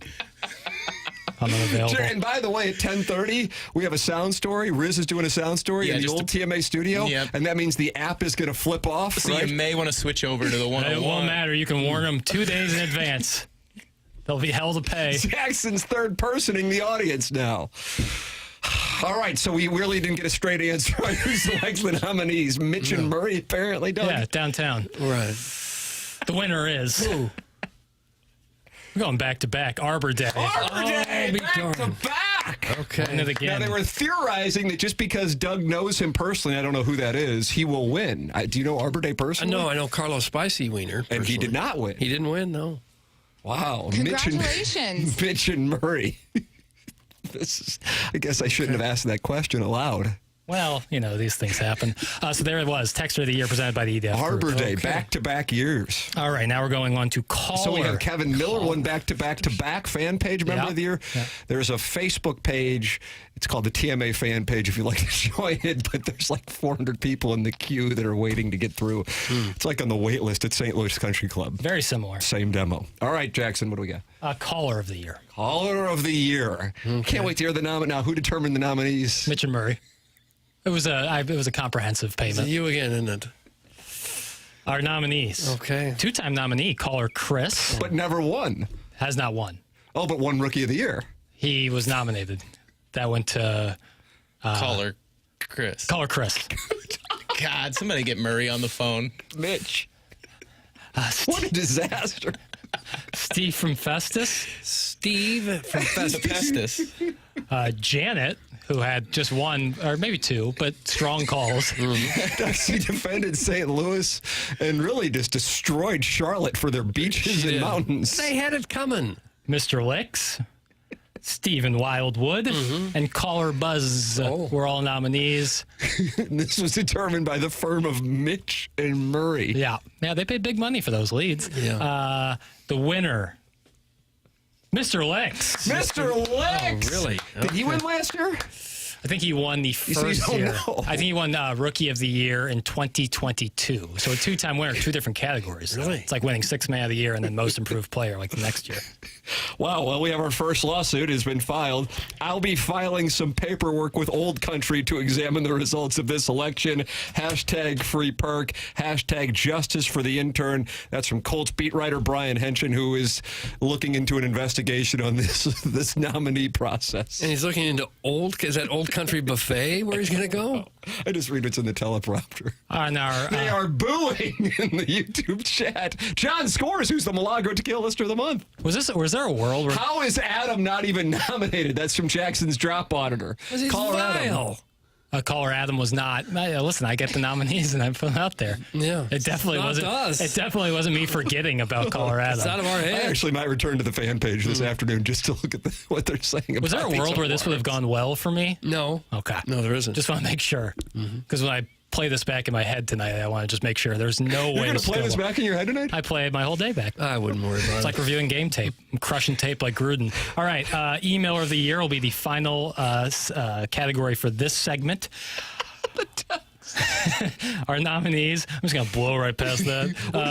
What is this category now? Emailer of the Year. Emailer of the Year. Wow. All right. Buck Swope was nominated. The JV golf coach was nominated. Those two go without saying. Kevin Miller, 2-time nominee. He was nominated. He always would write in about his buddy Bushy. Yeah. That guy was promiscuous in the 80s. His Uncle Tony. Tunnel 12,000 nominated. He's a champion. The Ghost of Gangster Pete's Hat was nominated. And then Shooter McGavin was the final nominee for this segment, for this category. But our winner. Drum roll, Doug. The incomparable Buck Swope. Buck Swope has won the Emailer of the Year. Has he ever won an award before? Thought he might. I bet he's won Emailer of the Year before. Oh, my answer included, I bet. Well, sometimes the data is hard to Can Mitch and Murray provide this? Just like the 2-year history of the awards? I mean, I'll have it's to give him a call. We'll see. But Buck Swope wins Emailer of the Year. You'll hear his name coming up on the another category in the next segment. Okay. Mr. Siders has been critical of your 7-iron carry distance for a number of years. He has, yeah. And he says, guys, just imagine putting 0 effort into something and then reporting it live on the air. That's from Mr. Siders. Well, so what? What the hell? We just got kicked off the app! That's from the 314. I guess that means Riz has begun his sound story. And Jackson, you just warned the audience that this was going to happen. Doesn't matter. No, they don't hear it. Nah, they don't care. No. Information, actual, what's actually going on, unimportant. Stick to the talking points. Stick to the talking points. Stick to the TMA app just dropped to a commercial? That's from Beer Cats, and he won the Milagro Tequila Listener of the Month in January 2023. This was explained to you, but I guess sometimes listening comprehension is difficult. So you're not taking any guff from the listeners. It's no coincidence that he's not a nominee for anything. Yeah. So far, I haven't heard any of your buddies be nominated. For none of them have. As far as I know, I don't know all these people. Well, Mitch and Murray. Ladies and gentlemen, Munganess, the proud sponsor of the 10 o'clock hour that will be replayed in courts of law, Doug, from here to eternity. Oh, yeah. When I get sued by Bob Wagon. Fairy tale world. Captain Crunch going to get me next? It's Munganess, St. Louis Acura, Munganess, Burkhardt, Alton Toyota online. It's stlouisacura.com and altontoyota.com. Text them 314-252-0029. Call them at the same number. That number is set up specifically for TMA listeners, but I would imagine most TMA listeners are on the phone with counsel right now.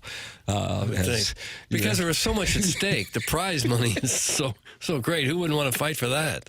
314-252-0029. That's the phone number. That's the text number. And it's also how you can communicate with the great Jamie Burkhardt and Peter Munganess. And Munganess, St. Louis Acura, Munganess, Burkhardt, Alton Toyota. All right, Jackson, what categories do we have left before we have this monster design, air heating, and cooling email today with 6 sets of Cardinal tickets on the line? The last 2, much like the Oscars, where you get like best lead actor, best lead actress, and then best picture.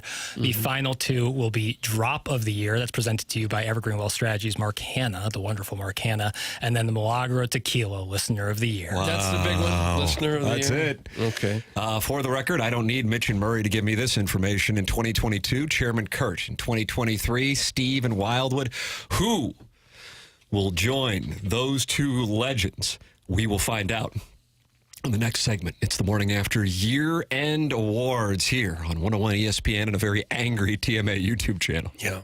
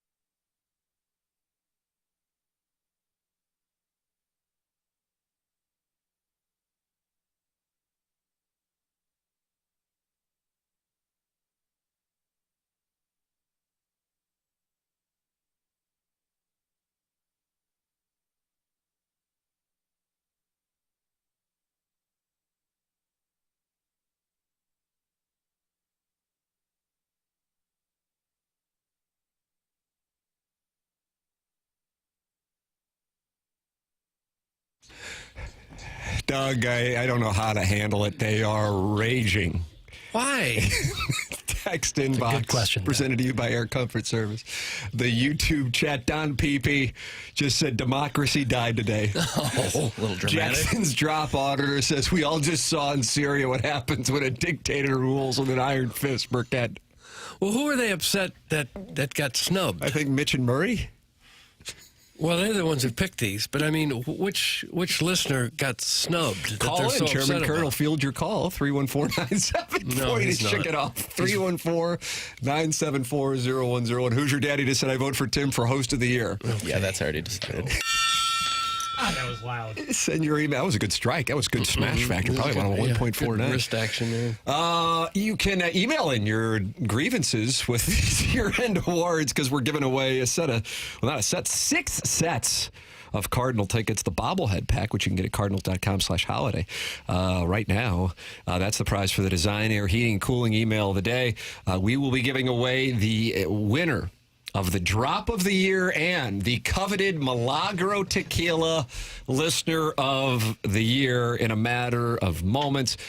Jackson, are you still coming to Hot Shots tonight in South County? I mean, it seems like a portion of the audience is going to be litigating against you. Are you going to have security? What are you going to do? I will be there. Skepta said it best. I don't need no security. Stones in my jewelry. What can they do to me? Stones in my jewelry. Shout out to Skeppy. Like diamonds? Yeah, something like that. You're going to wear diamond rings? Nice. Brass knuckles. Oh. Did they used to wear that in football? Was that an actual thing, or is that just from the longest yard? Okay. Well, I was making sure. This show's credibility just rivaled Enron stock prices. That's from Chester McNaughton. You guys think you may be taking it a little far? This is tyranny that cannot stand. That's from Scissor Me Timbers. Bitching about sports just said, Brian. Brian who? I don't know. Dable? He's gone. Pension. He gone. All right, let's get involved. No. I'm going to have a brief segment, and then we'll come back with the year. This is like Reese Davis dragging out the announcement of the college football playoff. It is coming up. This is TMA 101 ESPN and a very unhappy YouTube channel.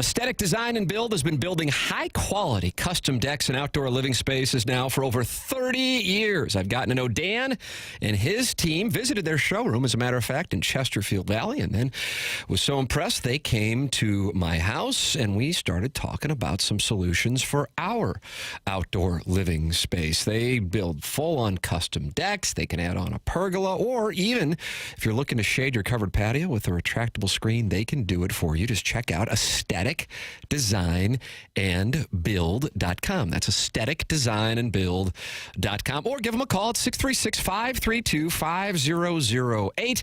They truly are a design company that can think outside the box and offer unique solutions and designs for your outdoor living projects. Ready to take your outdoor space to the next level? Dan and his team at Aesthetic Design and Build have you covered. Call them at 636-532-5008 or visit them online at aestheticdesignandbuild.com and let them know I sent you their way.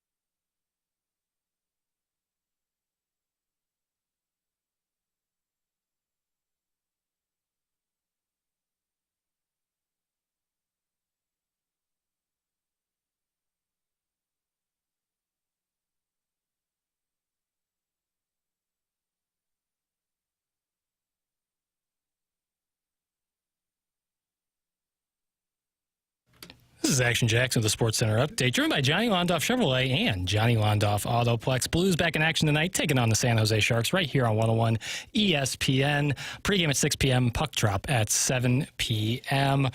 The final 2 awards given out here come on the other side of this Sports Center update. That was another Sports Center update driven by Johnny Londoff Chevrolet, and just stick to the script. Driven by Johnny Londoff Chevrolet and Johnny Londoff Autoplex. See them at Londoff.com. Chevy, together we drive. Are you kidding me?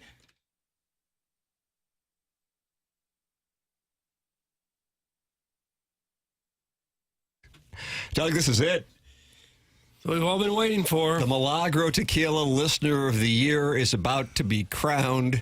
The nominees, in this case, were not done by a committee, including Gary Pinkel and Chris Alt and Ward Manuel. No, none of those were involved. You win the Milagro Tequila Listener of the Month on this program, and the lie today, the way it should be. But these Texter of the Year, Email of the Year, Rookie of the Year, these were decided by Mitch and Murray. Yeah, independent consulting firm. They just did the accounting on the votes, right, to make sure the votes were counted correctly? That, and they sourced the nominees. Okay. I mean, they're not cheap, man. No, I wouldn't think so. And elections have consequences. Well, there is a lot of YouTube chat in the text inbox over the Feed me your anger. Feed me your anger is what Jackson said. Okay. All right, Jackson, what is our next category? Okay. This is the Drop of the Year. Drop of the Year. Presented by Mark Hanna of Evergreen Wealth Strategies. I'm going to play the drops themselves as opposed to just saying them. Okay. So our first nominee is... Ruin Me. Doug, that's gluten-free burger. Short. It's a drop. Okay. Our next nominee... How many pan coins you got, bitch? Oh, that was in the middle of the live read, kind of vile, yeah. Surprised that one made it. Our next now, hey, listen, people, Mitch and Murray, man. Yeah, they know. Our next nominee. Okay, Gaslight Girl Boss Gatekeep. And our final nominee. Bryant back to the blue line. Hunt's taking a little look. B-look. Gives it back to Hunt. Hunt's really in close. Oh, gives it to Bryant. Bryant, roof daddy! Get the shingles out. We need to replace them as he went upstairs, and there's a hole. Fix it before the rain comes. Woo! That'd be my favorite. Well, Doug. It doesn't matter what you think. It's what Jackson and his buddies. Oh, that's right. My vote wasn't counted. Get ready to smile ear to ear because our Drop of the Year presented by Mark Hanna of Evergreen Wealth Strategies is... Bryant back to the blue line. Hunt's taking a little look. B-look. Gives it back to Hunt. Hunt's really in close. Oh, gives it to Bryant. Bryant, roof daddy! Get the shingles out. We need to replace them as he went upstairs, and there's a hole. Fix it before the rain comes. Woo! Yeah, there it is. I'm guessing it was unanimous. It had to be unanimous, right? Jackson cannot because he signed an NDA with Mitch and Murray. It was a handshake agreement. Beer Cat says this is what happens when you put a 25-year-old woke simp in charge of something. God almighty. Yeah, well, what are you going to do? I'll take your anger over your indifference any day. Oh, will you? How about that? Okay. How about that? That might be the Cardinal slogan. Yeah, do you describe yourself as a woke model. simp? No, I would never use such garbage talk. Okay, all right. Whoa, you guys still have drops? That's from Big Tuft. He has been very critical of your drops. Also noteworthy that he's not mentioned in any of these nominations. Wow. I'm just saying, these things often correlate. These things often correlate. Right. Robbery, it should have been look at this, look at that. That was from last year. That got beat out by Mike Frances's question to Tiki Barber. Mr. Siders gives you some support. Glad this half-assed kid finally made a good choice. That's Mr. Siders. Half-assed? These people knew. Ladies and gentlemen, Doug, this is it. Okay. Chairman Kurt, 2022. Chairman Steve in Wildwood, 2023. Right. And now we are about to hand out our Milagro Tequila Listener of the Year. Okay. Now, this is objective. This isn't Mitch and Murray. If you won any of the months up until now, you were put into the papal conclave. And then 5 members of the show, as far as we know, Doug, we didn't see the process. 5 members of the show then voted for the Milagro Tequila Listener of the Year.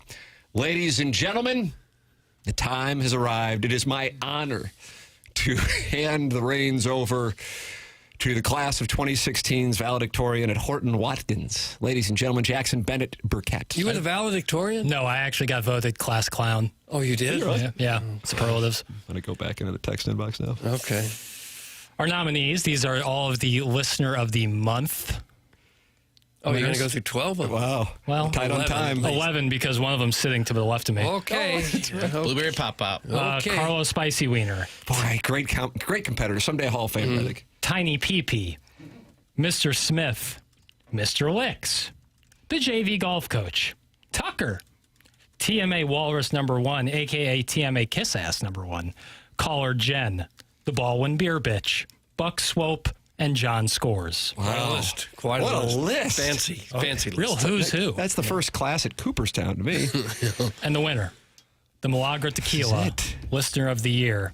Some might say it's high time this man won. Buck Swope is our Listener of the Year. God. He did it.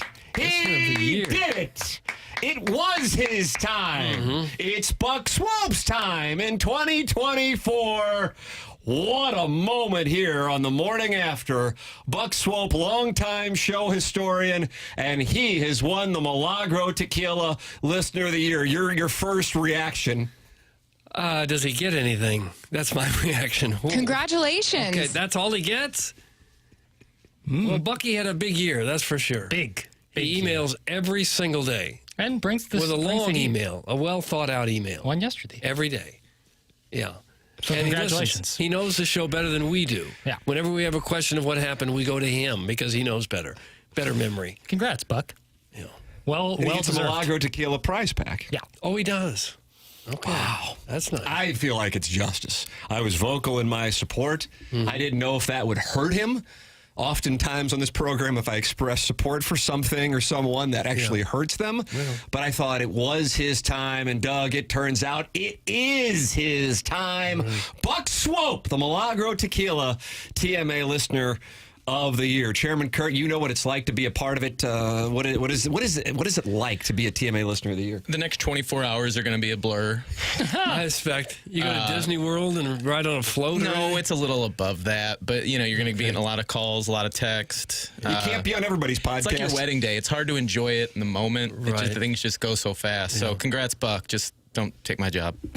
There it is. Chairman Kurt giving Buck Swope some counsel. James Carlton, longtime sponsor of the program online at carltoninsurance.net. 400 5-star reviews, and I'm a client. What else could you ask for as far as an endorsement goes? 314-961-4800. He presents the Colonel on Mondays and on Fridays here on TMA. And if you call that number right now, 314-961-4800, you are going to talk to somebody in Webster Groves at his office, and they're always looking for ways to save you money. That's James Carlton of the Carlton State Farm Insurance Agency online at carltoninsurance.net. If your insurance costs a leg and an arm, call James Carlton State Farm. Big Design Air Heating and Cooling email today. Coming up next, we give away 6 sets of Cardinal tickets to the winner of the Design Air Heating and Cooling email today. That's next here on TMA 101 ESPN.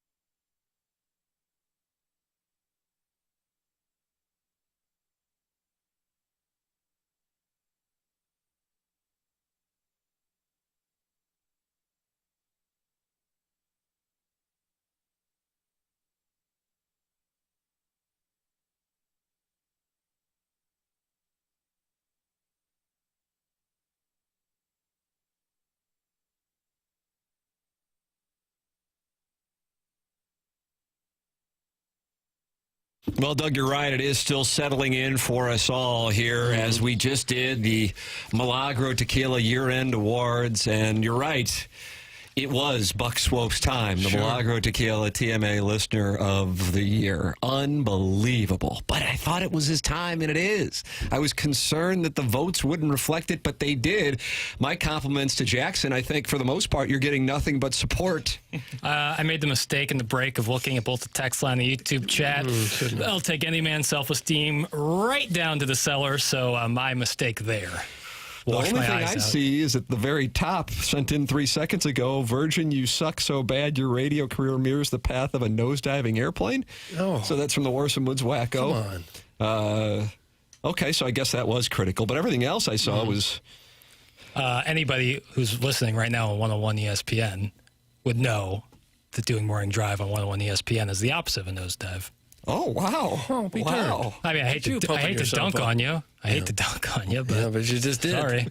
Ladies and gentlemen, we're giving away 6 sets of Cardinal tickets to the winner of the Design Air Heating and Cooling email of the day. Ladies and gentlemen, it's time. Here it is. Sorry in advance, fellas. With one kid on the vomit, comet, and coaching another's 5th grade girls CYC practice at the sport for which Jackson taunts the listening audience. That's right, Jackson. You were taunting lacrosse? When? I played for a brief 2 years, deep hole. Deep hole? Yeah, I played defense. You carry it's like a 6-foot stick. It's crazy. And you call it deep hole? Yeah, I got railroaded in the game against Clayton. So many double entendres here. I'm uncomfortable with it, and I'll have to explain this to my kids. Yeah, that ended my lacrosse career.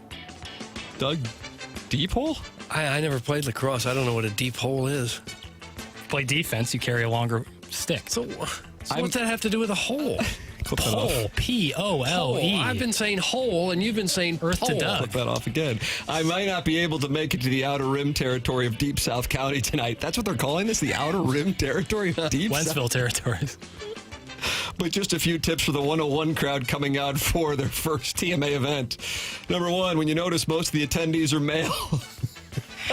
Most. Pretty much all. And what police in pursuit may describe as quote-unquote portly.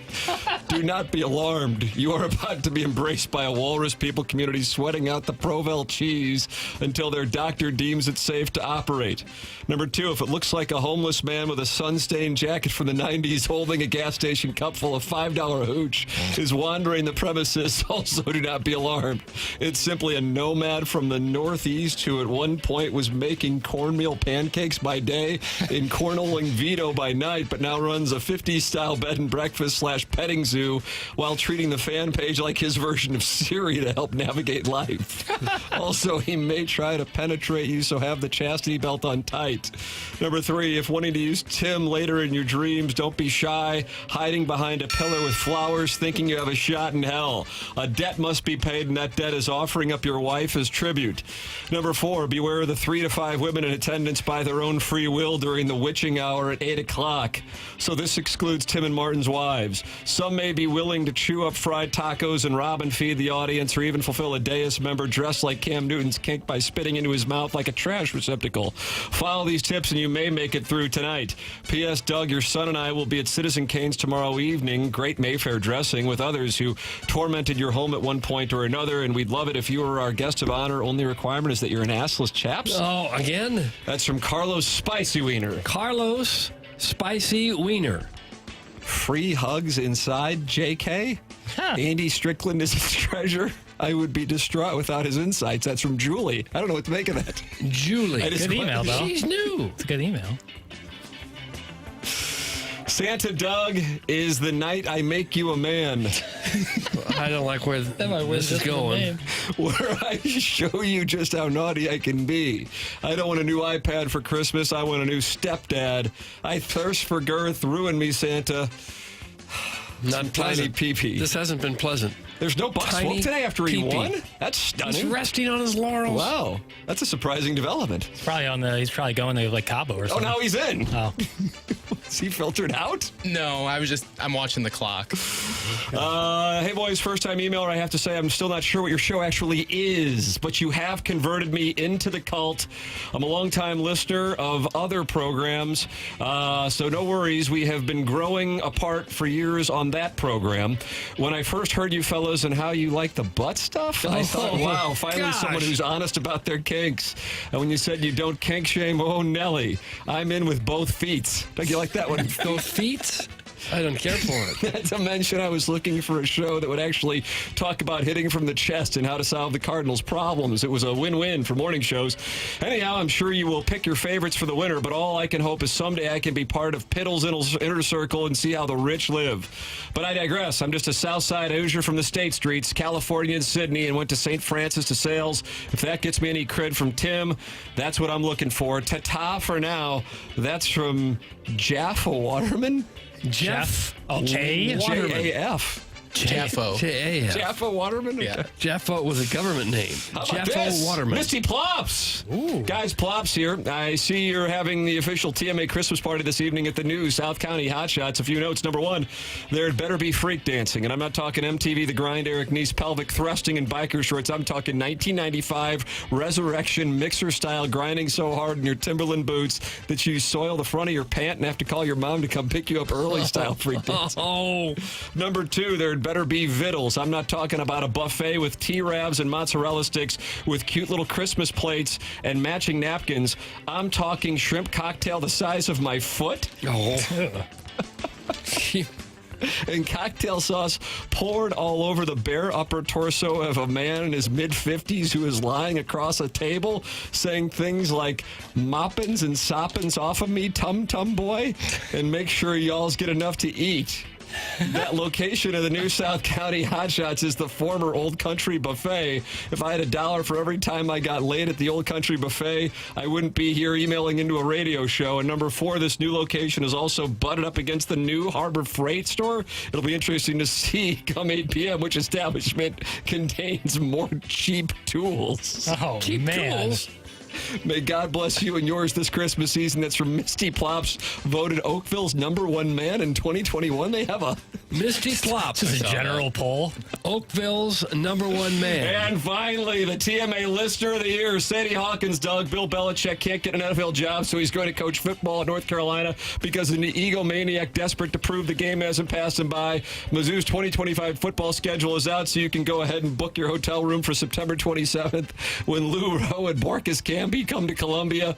The Cardinals really are sitting this one out. Well, not really. They just elected not to go dumpster diving for the next Miguel Mejia in the next Rule 5 draft, while Libby Jack was not interested enough to understand the context, so he put it on the dossier anyway. Right. Some dweeb named Lenny Perna is promoting a college football super league that'll never happen. And there's a report out of Shrewsbury that Mickey Rooney never consummated his marriage with Ava Gardner. Is that a new report? But I think the lead is that Doug found a truck stop where two guys can shower at the same time. Mm-hmm. I know a lot about putting off determining the year-end nominees until the last minute. And it's great. And then just rushing through the process without putting much thought into it. How's Libby Jack? We got to bring that back. How about that whole deal? How does Libby Jack look Baldwin Beer Bitch in the eye and tell her she wasn't nominated for Newcomer of the Year, which went to that dweeb with the lame shtick where he makes asinine Cardinal suggestions like moving Mason Wynn to second base to rest his arm? While it's great to win these trophyless awards, it's disappointing that I won't be able to give another vulgar acceptance speech. See you at Hot Shots. The late Henry Hill said it best. Saturdays for the wives, Fridays are for the girlfriends, but Thursdays are for the boy whores. Oh. That's Buck Swope. You're Milagro Tequila Listener of the Year. Doug, what you got? I'm going to go for the newcomer, Jaff Waterman.